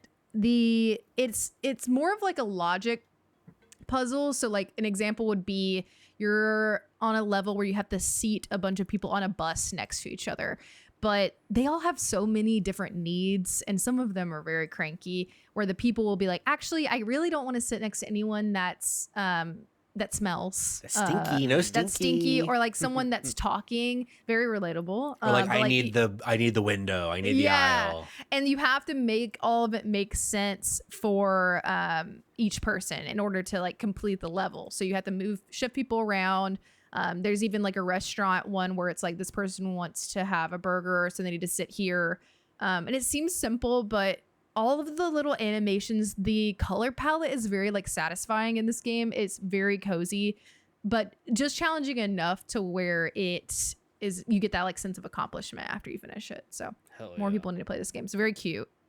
I only played the demo. I think I ended up buying it too, because it was, like you said, it's very cheap. I just haven't gotten back around to playing it, but I devoured the demo and had so much fun with it. So I know once I actually play the full game, I will like this game a lot. Very cute. Also, Kate in the chat said, this is the game for stage managers. So good. It really is such a stage manager type of having to balance everybody's needs. Yeah. Well, staying on topic for depressing ass shit. Yeah. Let me tell you about a game that will break your heart by the end, and that game is called I Am Dead. I don't know if you guys have played I Am Dead, but essentially you play as a museum curator on this island, and you die. You are joined then by your dead dog, who helps you. I'm out. You are, hold on, wait for it, Kayla. You are tasked by like the goddess of the island to help prevent a disaster from taking place. So you and your dog have to go to different locations. You can peer into items, and it gives like a really cool puzzle mechanic of like turning things to match so that you can get things to look correctly, so you can find the right items that are needed. But you can also see memories, and it's memories of things that you hold dear of your life, of different stages of your life. And basically by the end of the game, it's like addressing death and addressing grief and addressing that moment in all of our lives that will come eventually, where we have to process the fact that we will no longer breathe air, and we will then become non-existent. And how do we handle that? Yeah, of course, It is of course. It is gut wrenching, but God, I cannot tell you how well it's put together in a way that I think makes sense. That by the end of the game, you feel like it's okay. Like dying is okay. I don't know. Hard to explain. I really wish I had some like elevator music cued that I could just press and be like, we'll be right back for an existential break. Put in the edit. Put in the edit. Look, I know I sold it and it sounds incredibly sad. And while yes, to beautiful. some degree, the game is very sad. it is very comforting, I think, in a Yeah. way of like being able to handle that. Yeah, yeah. And it's just, it really is a beautiful game, and it's really low key, and it's also only like 2 hours long. Yeah. So like it's a really perfect weekend jaunt to jump into. A jaunt highly- about A jaunt. gripping with death. Cater Bosman in the chat said, I do seek to be comforted by the concept of death, which I think is not meant to be a funny line, but it's a very funny line to me. That's funny. At some point, I will put that on my wish list. I will try to play that at some point, but it does sound It's maybe a bit too sad. good. You have to be in the right headspace, I'm sure, for that one. Oh, For sure. Yeah, I definitely don't recommend maybe jumping into it if you're immediately in a place of not being in a great, Yeah. place, and maybe I'm don't ready. do that, I think but, I'm ready. I think you're ready, Patrick. Yeah, I think I'm I ready. think this is a perfect game to play right now in your life. Yeah, I think You're so. on the up Great. and up, Patrick. Yeah. Yeah. So true. Patrick, speaking of opening up, outside of your legs, can you open up your mouth and tell me about the next game you want to talk about? I was about to fucking What a spread segue. them, brother. The next game I wanted to talk about, this is another one of those ones where the next two I have are kind of straddling the line of, do they actually count as hidden? Because they were both on streaming services when they launched. But the first one I want to talk about is Immortality. Do either of you know, or did you play Immortality? No. I know about it, but I haven't, I kind of played it. A IRL friend has, recommended it to me highly. It's a little confusing to me, but I would love to hear you pitch it. Sure. So Immortality, it's the same creator as Her Story, if you know Her Story, but it's the whole game is found footage, or not found footage, like FMV. And you are trying to figure out, so you are, as the player, you are sorting through 3 different films and a bunch of scenes of these films that were filmed, like behind the scenes, takes that don't make it, etc. And at any point in the game, you can pause a slice of film you're looking at and click on something, and it will take you into another piece of film, whether it's within the movie that you're in or one of the other 2 movies. And ultimately you are trying to solve this mystery of this actress that has disappeared. And it is such a cool fucking concept, and it does some, there's a moment in this game that I will never forget, that I don't want to explain what it is, because having it, I think, is a very, very cool moment. But it's one of those, I have been doing something this entire time, and I didn't realize that I could have been doing something else. And the first time that you realize that is just one of those canon moments for me of oh, I'm locking in. This game fucking rules. Yeah, that's awesome. So definitely, yeah. It goes fucking dark places too, this game. But there's some really fucking talented actors in it, and the story is really unique, and it's so inherently uniquely video game in the way that you interact with it, that this wouldn't work as a movie or a show or a book even, because it completely is built around the player's curiosity and wanting to see, oh, what does clicking the plant of this frame take me to? Oh, I've seen that clip before. Let me, go back or click on something else and see if I can find something I haven't seen before, and see where that takes me if I go down another rabbit hole of the story of this game. It's very, very fucking cool. So check out Immortality if you haven't. Very interesting. Now, Patrick, you did mention that you have another game that was falling in within the same sort of maybe not. Tell me about that. Yeah, so the other one I wanted to bring up was Maquette. This was a game that launched on PlayStation Plus a few years ago, but it's one of those puzzle games that deals with perspective, and how perspective is the puzzle in a way, where, and we've seen many versions of this type of puzzle game over the years, but it very much is if you're grab a thing and then you pull back and then it becomes very big or whatever, it's that kind of thing. But so much of the game takes place where it makes you super, super small into these areas, but then you can also see that same area as a very big point of view as well. And so it very much sometimes the only way to figure out the puzzle is to change the POV entirely, see it either very big, very small, or like in the middle space, and then whether you unlock something or you figure out a way that the world works, etc. Those kinds of things I very much like in a puzzle game, and Maquette was very fun, and it has a banging fucking soundtrack. Like there's some songs that play in this game, it's like licensed music that I'm like, oh, this is like on my playlist now. It's just like very good, and they hit at like the right moment, like very curated moments. So check out Maquette if you haven't, if that sounds interesting to you. Fuck yeah.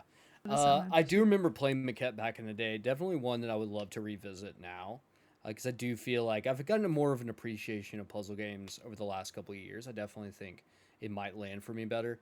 I'm going to talk about my last one, and then Kayla, I would like to end with you on this one. I do have My one other after as well. Okay, sorry. My last one that I want to talk about, that is Minutes of Island.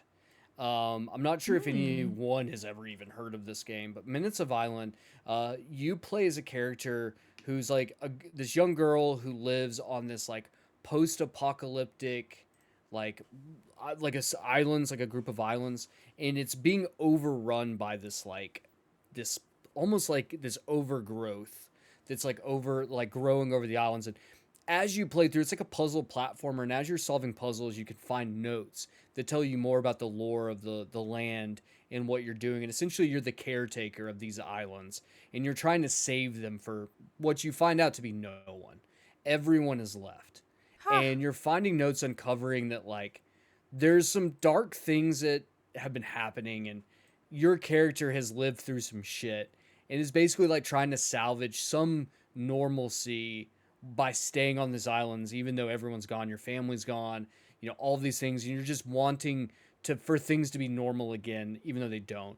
And I feel like the puzzles are quite simple. There's nothing really like overly complicated about it, but I love the art style. It looks very much like Adventure Time. That's what I was that gonna kind of say. art Yeah. style. Very Adventure Time. Yeah. I love But it this. goes into some dark places that definitely will make you that'll definitely make you feel emotions.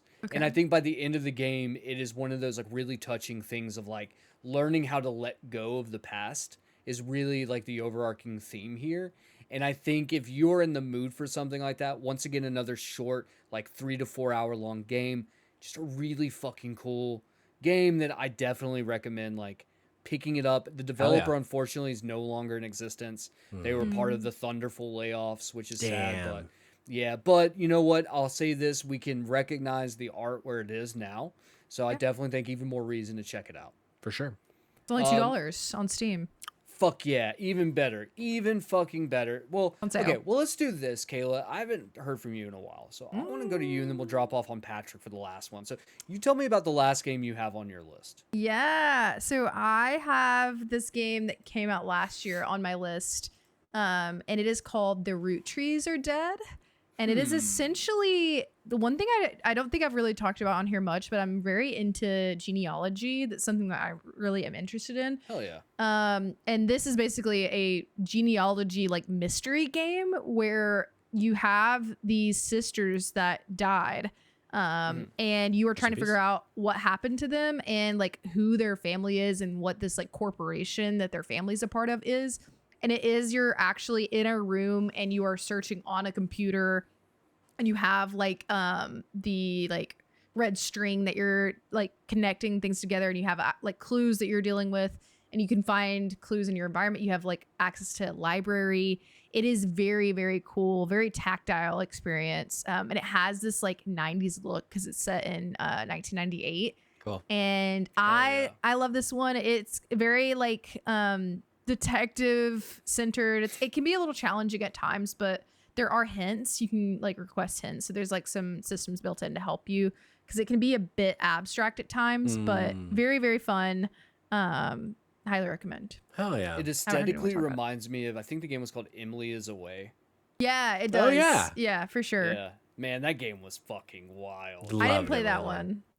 I only played the first one. I didn't play the second or third. Yeah, definitely. Like that's another one that probably could fit on this list. If you haven't played Emily's Away, highly recommend playing that. Patrick, you got one more on your puzzle games, so why don't you bring us home with that? I'll be very, very quick because I see we're running long and we have a lot more games to talk about. This is a game from back in the Vita days. I played it on the Vita, but it's also on PS4, like PS5 by way of PS4 now, called The Swapper. If you like sci-fi clones, It is a puzzle game in which you use your clones to figure out how to solve puzzles. Like sometimes you have a gun that can like create a clone, and then you can swap like positions with them. And it's like a very spooky, weird, like, do the clones have souls, and is sacrificing them to figure out a puzzle the wrong thing to do? Very like weird in that way. But I remember really liking this back in the day. Fuck yeah. Okay. All right, Swapper. All right, we're moving on to cozy games, and if there's anyone here that deserves to get the spotlight to start us off, it's definitely Patrick. He's the queen of cozy. No, fuck off, Patrick. This is Kayla's time to shine.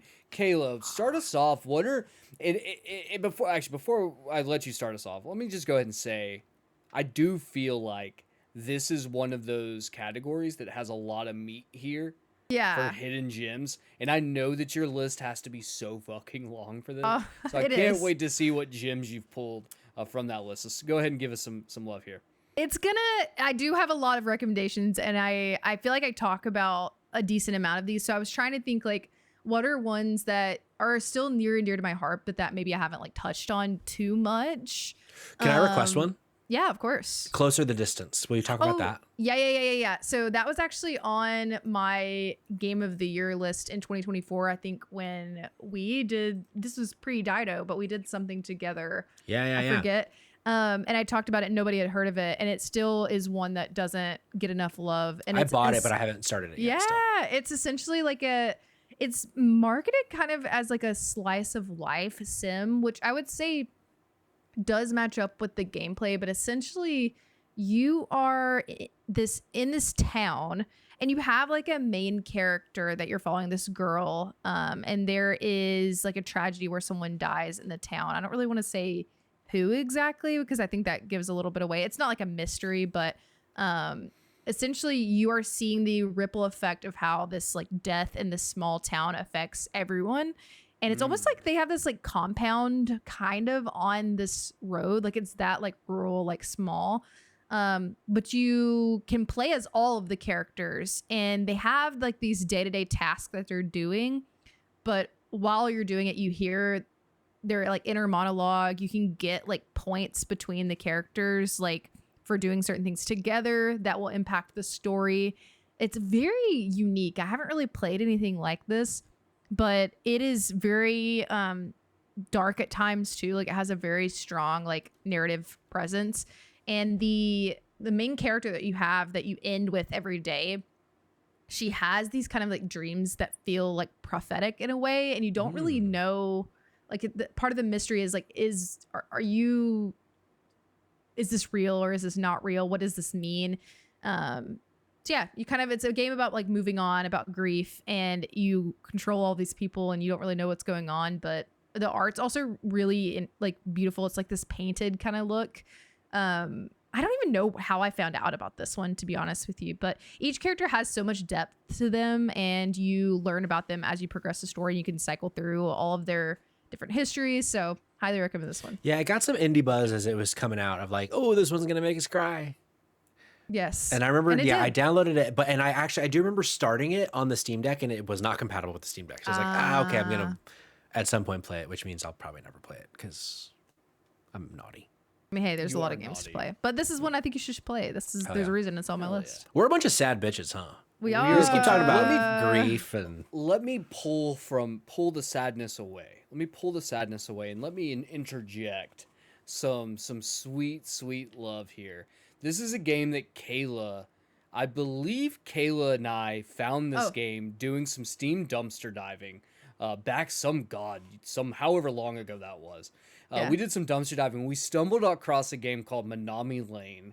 And Manami Lane is a town simulator, or maybe not, a town management game. Yeah. But it's essentially set in a Japanese town where you need to build buildings to satisfy the people that are coming to your town or living in your town.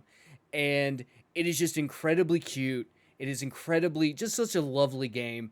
and you have things like boba tea shops and ramen shops, and you're building shrines. You also have your little raccoon buddies running around. You can find cats that are everywhere, Yeah. and it's just such It's a so cute. delightful game. And just such like and I can't even begin to explain just how sweet and wholesome it is from top to bottom. And when you beat the game, it unlocks a sandbox mode where you can build out like a full town and just have Cool. fucking fun. And it is such a great, it was honestly, it was probably one of my favorite pickups that Kayla and I found Hell yeah. during that dumpster dive session. Kayla, did you play this too? I did, yeah. And this one is one I would really recommend if you get overwhelmed by like city builder type games very easily, because it's pretty contained. Like you get that like that satisfaction that you get from city builder games where you get to kind of like pick what you want and where, but it's pretty like self-sufficient where there's not a ton of like involvement. Where you can kind of kick back and just kind of watch. So very good choice. Absolutely. Kamen. Yeah, definitely. And that's one thing for me. Like I really stress out in these types of games, like simulator games. Yeah. And this is arguably the coziest of simulator games. I mean, I love this game. Patrick, Yeah. you've got a couple of interesting ones on here. Tell me some of your pulls here. Yeah. Also, first I want to say we fucked up by not having Cater Blossom on this episode because For sure. she one is a huge Minami Lane sicko. Also, their newest game, she says Milky Delivery has a sick demo, which is their newest game, and there's another one, Kabuto Park, she still has to play. Nice. So check those out. So there's one I actually want to start with a game that this might potentially be the smallest game that any of us have talked about yet. Doesn't necessarily mean it's the most hidden, but this is a game only on itch.io, which is a very small like indie game creator platform that they can like choose how much to sell games for, and typically they're pretty cheap if not free. This game is called Ghost Town Pumpkin Festival. Are any of you familiar with Ghost Town Pumpkin Festival? You've No. told me about this, and I'm very excited because I don't remember much from that.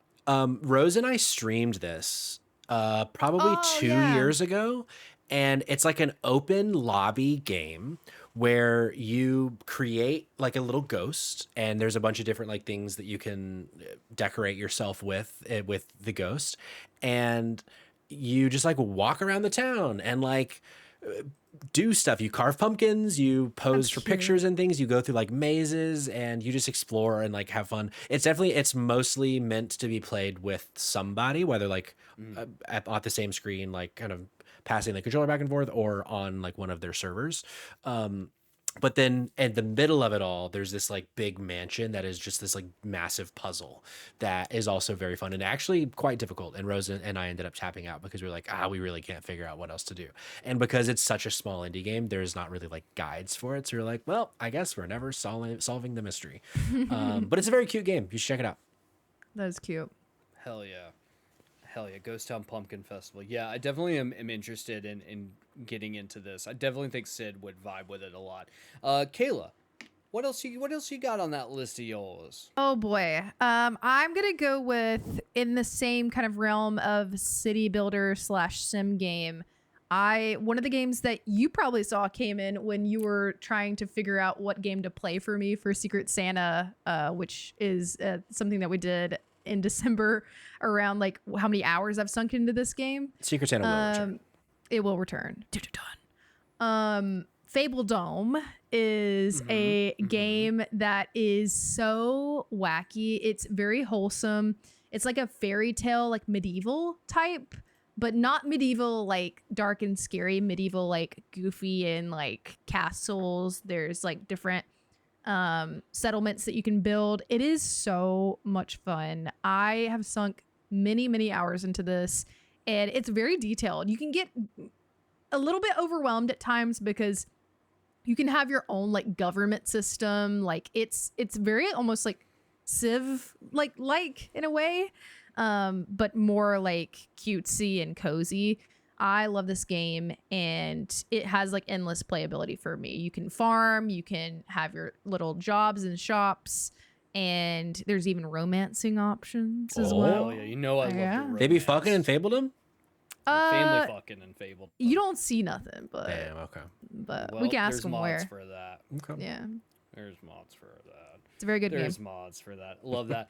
I want to talk about a game that maybe is probably the least cozy of the cozy games we've talked about this far, but I stand by this as a cozy game, and that's Retro Rewind. Okay. Retro Rewind came out this year. It's on my short list for Game of the Year because of just how fucking fun this game is. Essentially, you are tasked, it is like the late 80s, or it's like the early 90s, and you are tasked to run your own VHS rental store. And you purchased VHSs, and they're all like riffs off of existing movies, but like very funny titles.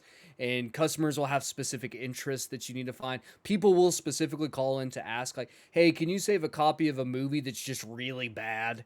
I love movies that are really bad. Can you save one for me? And you have to go dig through your shelves to find the right one. You can decorate your store, pass out flyers, you can hire help.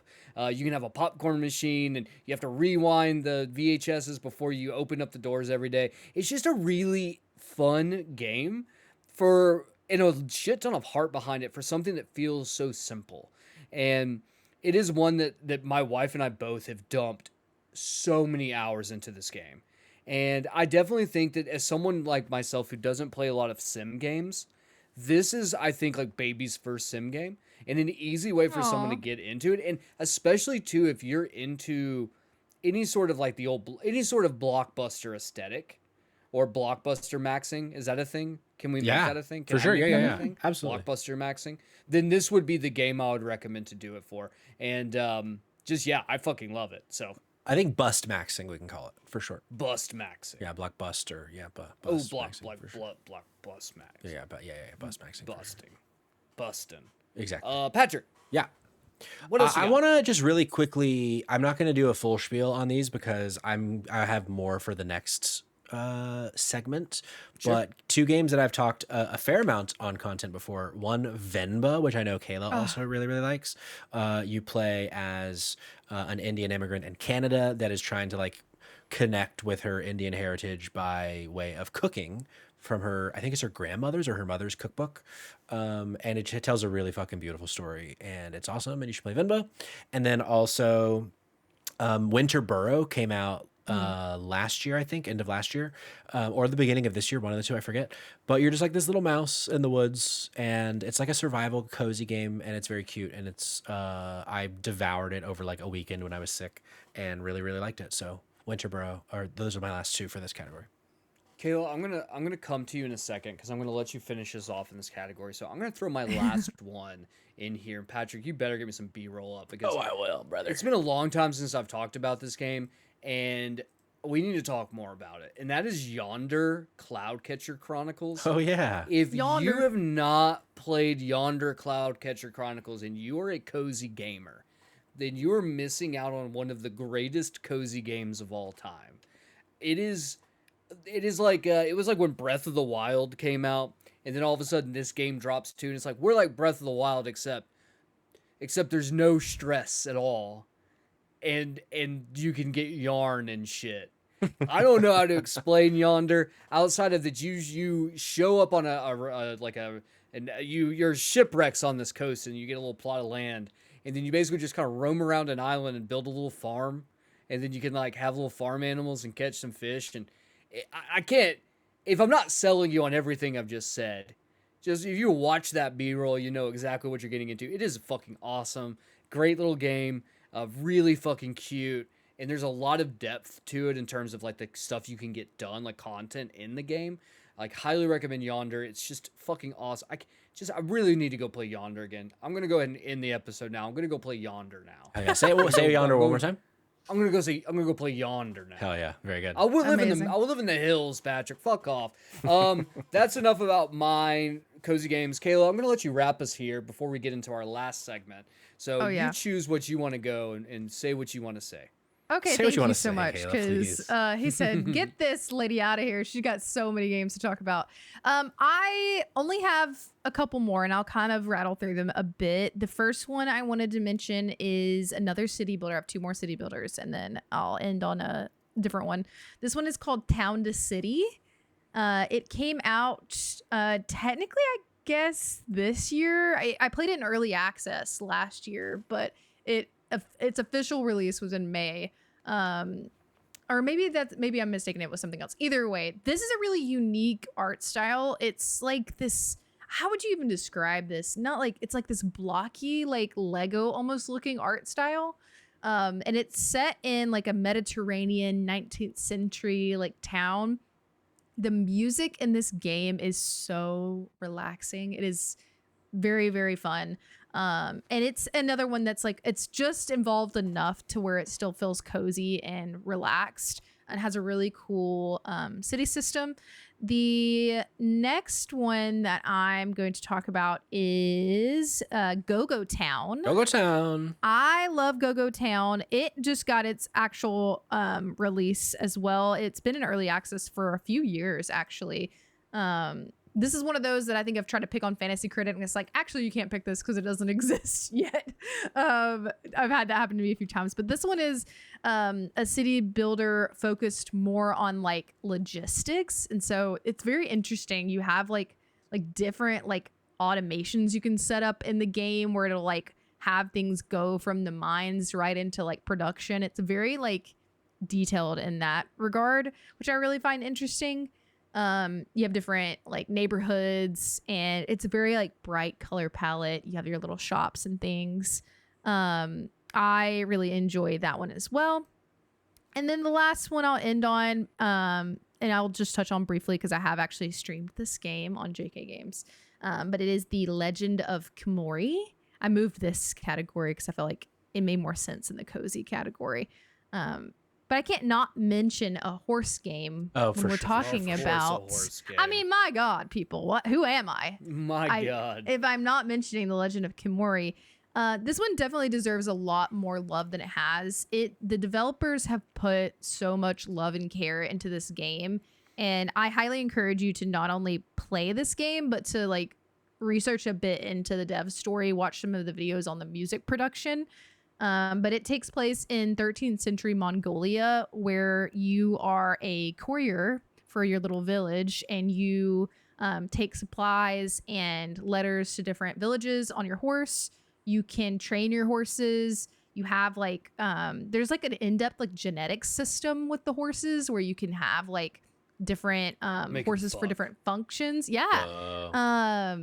It's very, very cool, and they've done a lot of updates to it. It didn't have like a perfect launch, but again, it's a very small team, a very unique concept, but yeah, it's really good. You should play it. Yeah. That's my last one. Exciting stuff.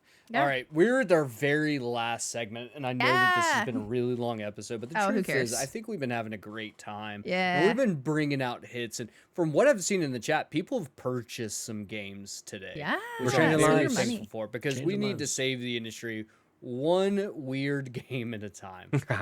And speaking of weird games, if you guys would allow me to do so, I want to start us off with our last category, weird ass one-offs. Oh yeah. Now, these are games that don't necessarily fall into any sort of category, but maybe are just weird enough to pop somewhere.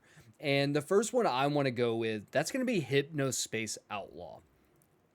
I'm not sure if anyone knows what the fuck this is, but Hypnospace Outlaw, essentially you plop into an alternate 1999 where your job is to police the internet. And you are there to try to crack down on cyberbullying. You're trying to crack down on spam and malicious malware.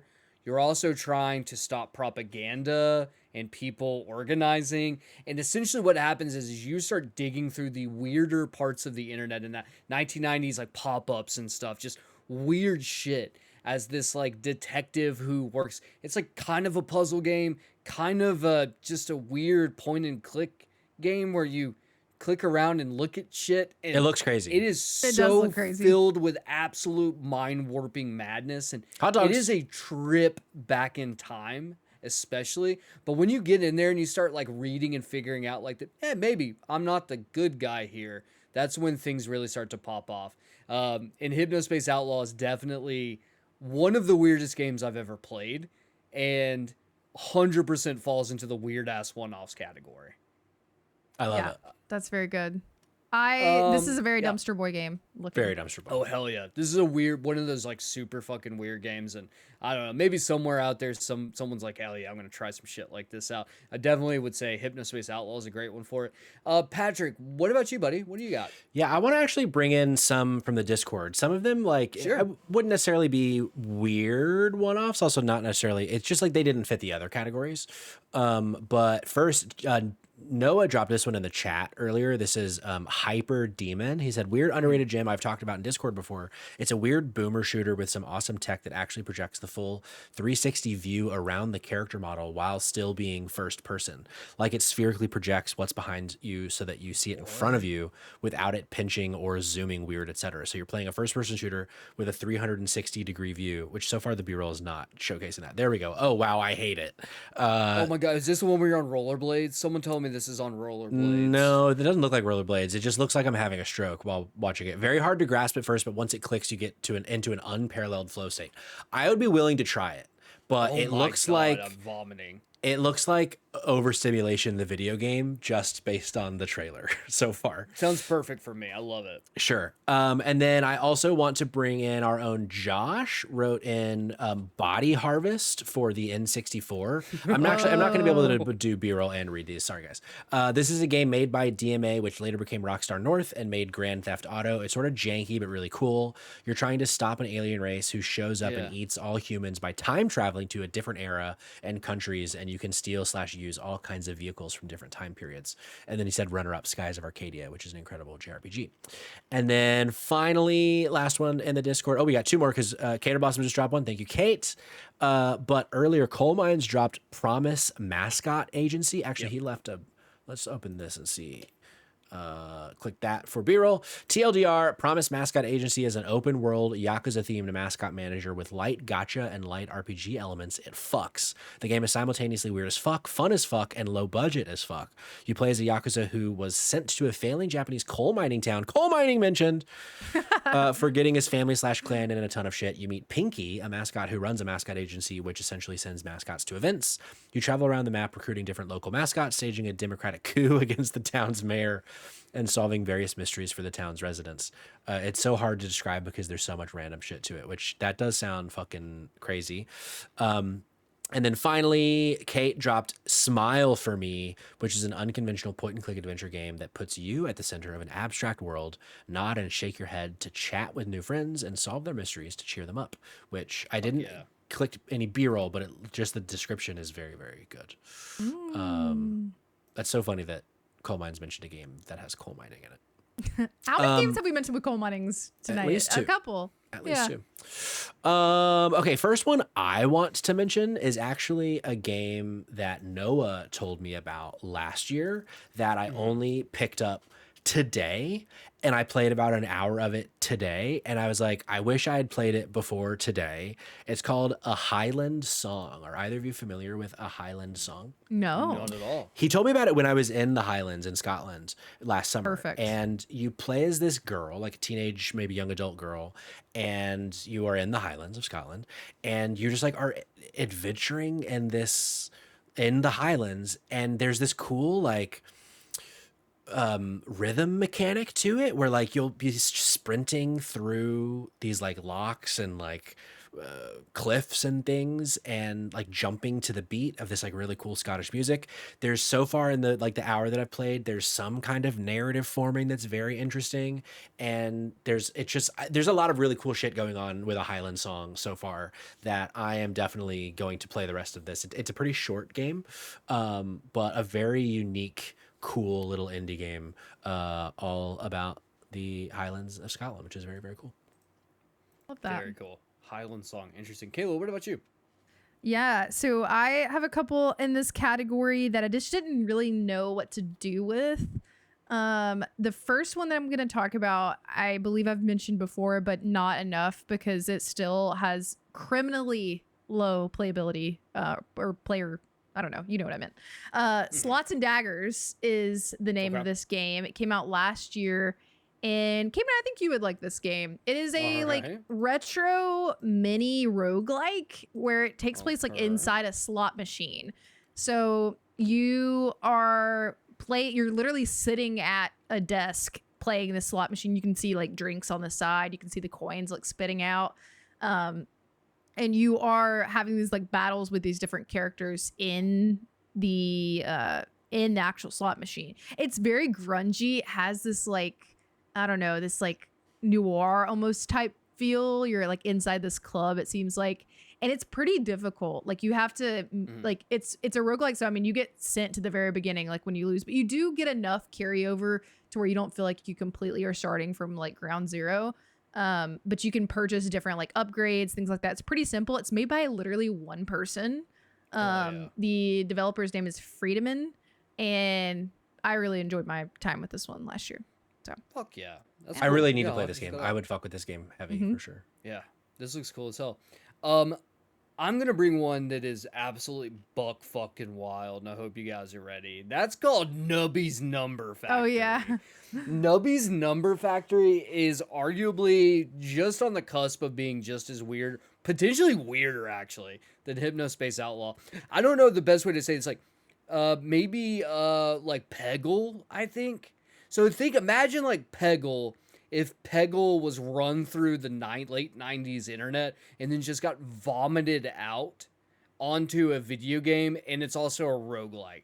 Also, it is the most insane thing where your power-ups are things like a used needle and like shit. It is Nubby's Number Factory, I would love to try to explain what it is, but like you just kind of have to see it to understand it. The B-roll is explaining quite a lot. You have to just play the game. It is addictive, and I think that's the one thing I love about Nubby's Number Factory is every time you like continue, every round you go, just gets wilder and wilder to the point of like just it is an absolute chaos machine. It will destroy your PC with the amount of particle effects it'll pop up at any given point. It'll make your head spin in ways that you won't believe. But if you're interested at all in like scratching the surface of just like weird ass video games, then Nubby's Number Factory should literally be your top pick right now. On YouTube, when I search Nubby, one of the autofills is Nubby's Number Factory ASMR, which I'm very interested in. Honestly, what that's ASMR like for that game 100% would be. see that. Yes. So very interesting. Makes total sense. I 100% believe that. Patrick, you give me some more from your list. What else you got? Yeah, this is again, I'm going back to that like 2013, 14, 15 like Vita PS4 era. This is a game called Volume. Are either of you aware of Volume? No. Volume is, this could have also gone in the puzzle category, but it's like very stealth heavy. It's a Mike Bithell game. So if you've played any of Mike Bithell's other games like Thomas Was Alone or the John Wick game, or the first two I thought of for some reason, it is similar in that way where like there's a lot of heart in this like indie game that he made with his group. But you're just like getting from point A to point B in this like little stealth environment, and it just like is a cool game that I remember liking a lot back in the day. It's not the best sell, but shout out Volume. Shout out Volume. Okay, cool. I love that. Kayla, what about you? I have two more. The first one that I wanted to cover, I guess I didn't realize how big of a hit this was. I don't know if we uncovered this hidden gem and released it to the public ourselves, but I can't not talk about a game about digging a hole. Oh, for sure. I gotta bring it up. Did you ever finish it? I know, and I Brother. won't actually on purpose, just because it's become a meme these days. But the game is essentially exactly that, where you are digging a hole in the backyard of this house that you just bought, and I could do this like literally all day long, just dig in this backyard. Yeah.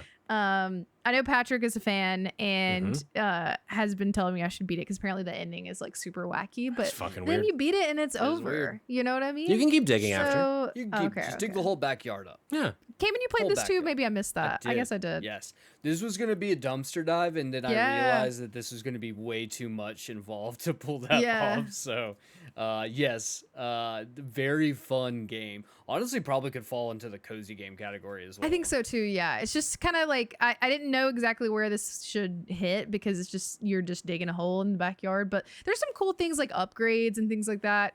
that just keep it just enough like hyperfixation for me to Sure. just be like, oh yeah, I'm locked in. Incredible.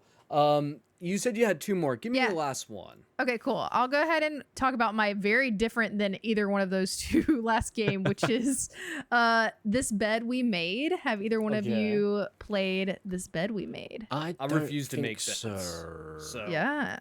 So I've this seen is, this game somewhere though. Yeah, Yeah. it just had a sequel question mark come out where it's like a spin-off story that came out like fairly recently, so maybe you saw that. It's the same like art style, but essentially this one is a mystery, and it's not really like a puzzle mystery. It's pretty like narrative driven, like linear story, but there is a little bit of like detective work involved because it is a like a third person one where you are playing as a maid in a 1950s hotel, and the vibes are just immaculate on this one, and Really? I think that more people should play it just from the fact of like the cutscenes are so interesting. Like it makes me feel like I'm playing one of the old like Nancy Drew games when like I Hell was a yeah. kid.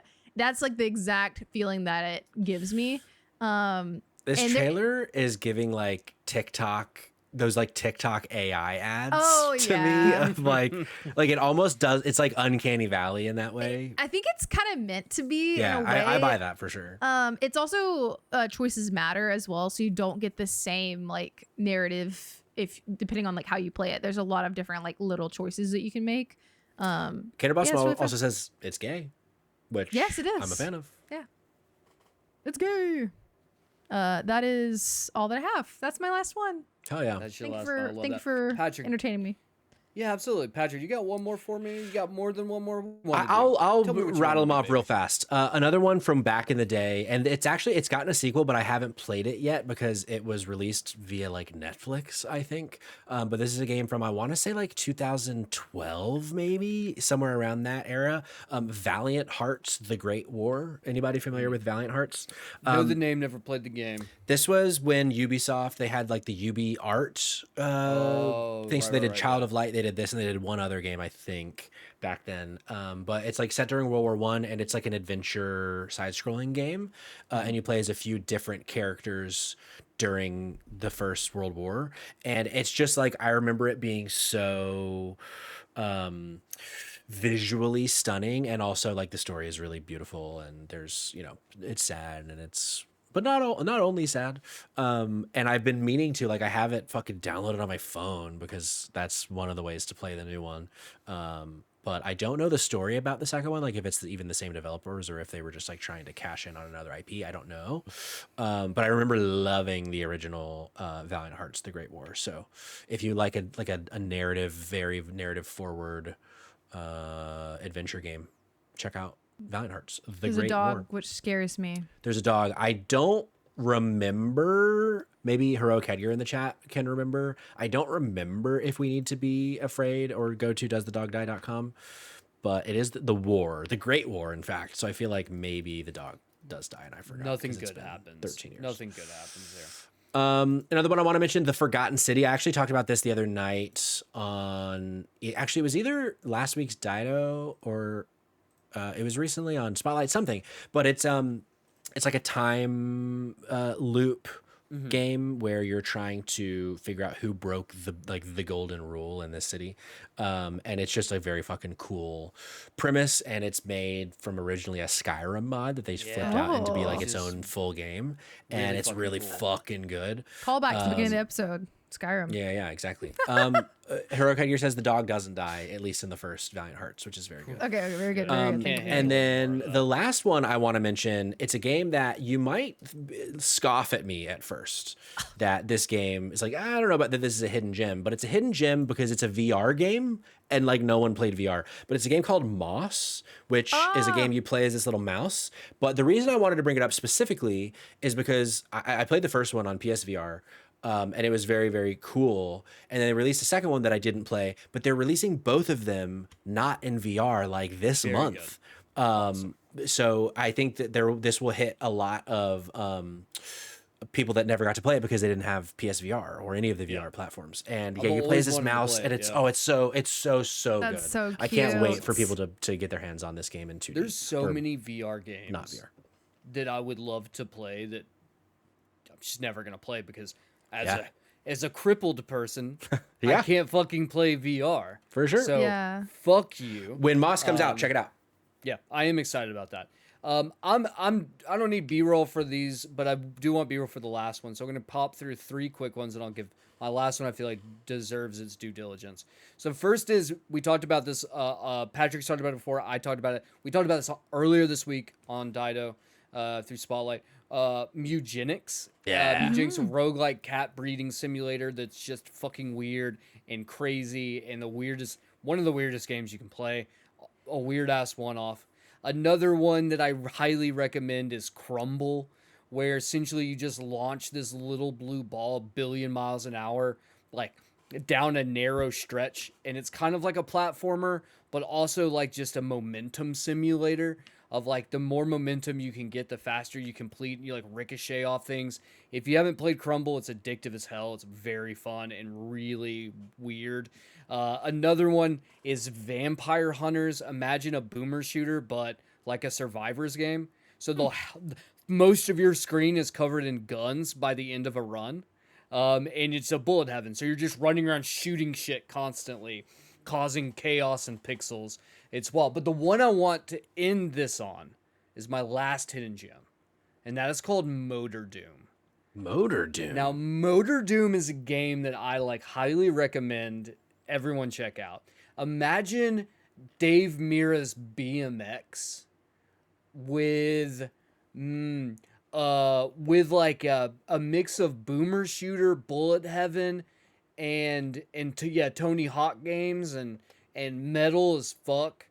So like, I don't know, the best way to explain it is that it is a roguelike, and you start off with like certain weapons and things you can do, and you're pulling off tricks, building up combos, and the more you build up combos and the more stuff you get, like better shit from it, and you're trying to accomplish things, but you're on a bicycle with guns, and then you can get like nukes and bombs and fire and explosions, and because it is a bullet heaven, you don't have to really spend a lot of time or attention towards like the actual shooting portion. It's more so just like pulling cool tricks off while blowing up demons and skeletons and things.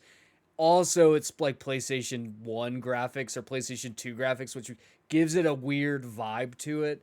So much fun. Oh, Patrick, are you muted? Sorry, it reminds me of Roller Drome. A little bit, which came out a couple years ago, but I had a lot of trouble like controlling Roller Drum. This trailer looks like it's a lot easier to control the character. So much easier. Yeah. It's so much fun. I do also think it might be on the Nintendo Switch now too. Oh, nice. When I first played it was just on PC. I played it like almost entirely on the Steam Deck, and it was an absolute blast. This is the game that I play when I go on road trips, because it's just so much fun to pick up and get a few rounds in. So like if you've never played Motor Doom, like 100% definitely something to try out, because it is just it's an absolutely wild ride and just so much fun. I want to bring in one more from the Discord. Cater Blossom just dropped a game called Grun, which I think she also put in the chat earlier. Is that the one with the gnomes? So you've been hired to do some maintenance work on a garden deep in the Dutch countryside. There's plenty to do. Trim the grass, water the flowers, pick up trash, and of course, enjoy the lovely scenery. There's also a small town nearby if you'd like a stroll, ... And then I think the B-roll is now taking me to the Steam page. Perhaps new tools can be found in this mysterious town, or maybe some of the reserved townsfolk have seen them, ? Cute. So it has a cool vibe so far, from what I see. I love that. Well, that's awesome. And this is one. Grun is actually on my wish list on Steam right now, so definitely one that I plan on playing soon. Oh yeah. That being said, I did mention earlier in the episode that that we're gonna give away a copy of Mouthwashing, and I'm standing by that. So I've made up my mind. This is what we're gonna do, guys. We're gonna open up the thread. In what I want is everyone in the audience, and we're gonna open this up for, let's say, closing it out. What time? 24 or 48 hours? Let's by end of day Friday, tomorrow. End of day Friday. What I want, if you're listening right now, I want you to jump into the Discord. I want you to go into the thread where our audience is putting their hidden gems. I want you to put your favorite hidden gems in there. We are going to pull those games. The Dido cast is going to then vote on which game we all want to play the most. Ooh. And whoever's game that is, I will personally play your hidden gem and then gift you a copy of Mouthwasher. Aw. Hell yeah. We That's want you sweet. guys. We want to show you that we appreciate you because we also made you sit here for like 2+ hours listening to us talk about our favorite hidden gems, and hopefully you found some games in this episode that you want to play. If you didn't be find games in this episode, what the fuck are you doing, bro? Look, it is July, like we said. There's no games releasing. I actually had a stat for this that, like, in 2019, the games industry made like $7.3 billion, and of the month of July, only 200 million came from July. Wow. That is why they do not release games in July. So that's beside the point. The big thing is that we want you guys to enjoy the content. We want you to play video games. We want you to support these developers that maybe still exist, maybe not. There's some incredible games out there that even we don't know about. And so I challenge all of you to go out there, find weird shit, jump in the Discord, let us know what you've been playing. That being said, Patrick, do you wanna wrap us up tonight, Pat? Yeah, I think dropandropapod.com, join the Discord, and if you're here live in the chat and you're not in the Discord, Kayla just dropped the link there as well. We're gonna be back tomorrow night right here on the channel. I don't know a time yet, but just keep your eyes posted or peeled. In fact, I'm gonna be playing the new Backyard Baseball that just released today. And then, of course, next week, of course, we're going to be having all sorts of different video game discussions right here. Tuesday, Spotlight Games. Thursday, right here, we're going to have another episode of the Spotlight Games podcast. I think, or Drop a podcast. I think we're doing Halo stuff next week that Jake is hosting, which is very fun. So, yeah, we'll see you then. If we don't see you then, I will be disappointed in you. But for now, wave at the camera, say goodbye. Thanks for being here. Thanks for watching. Thanks for listening. We love you so much.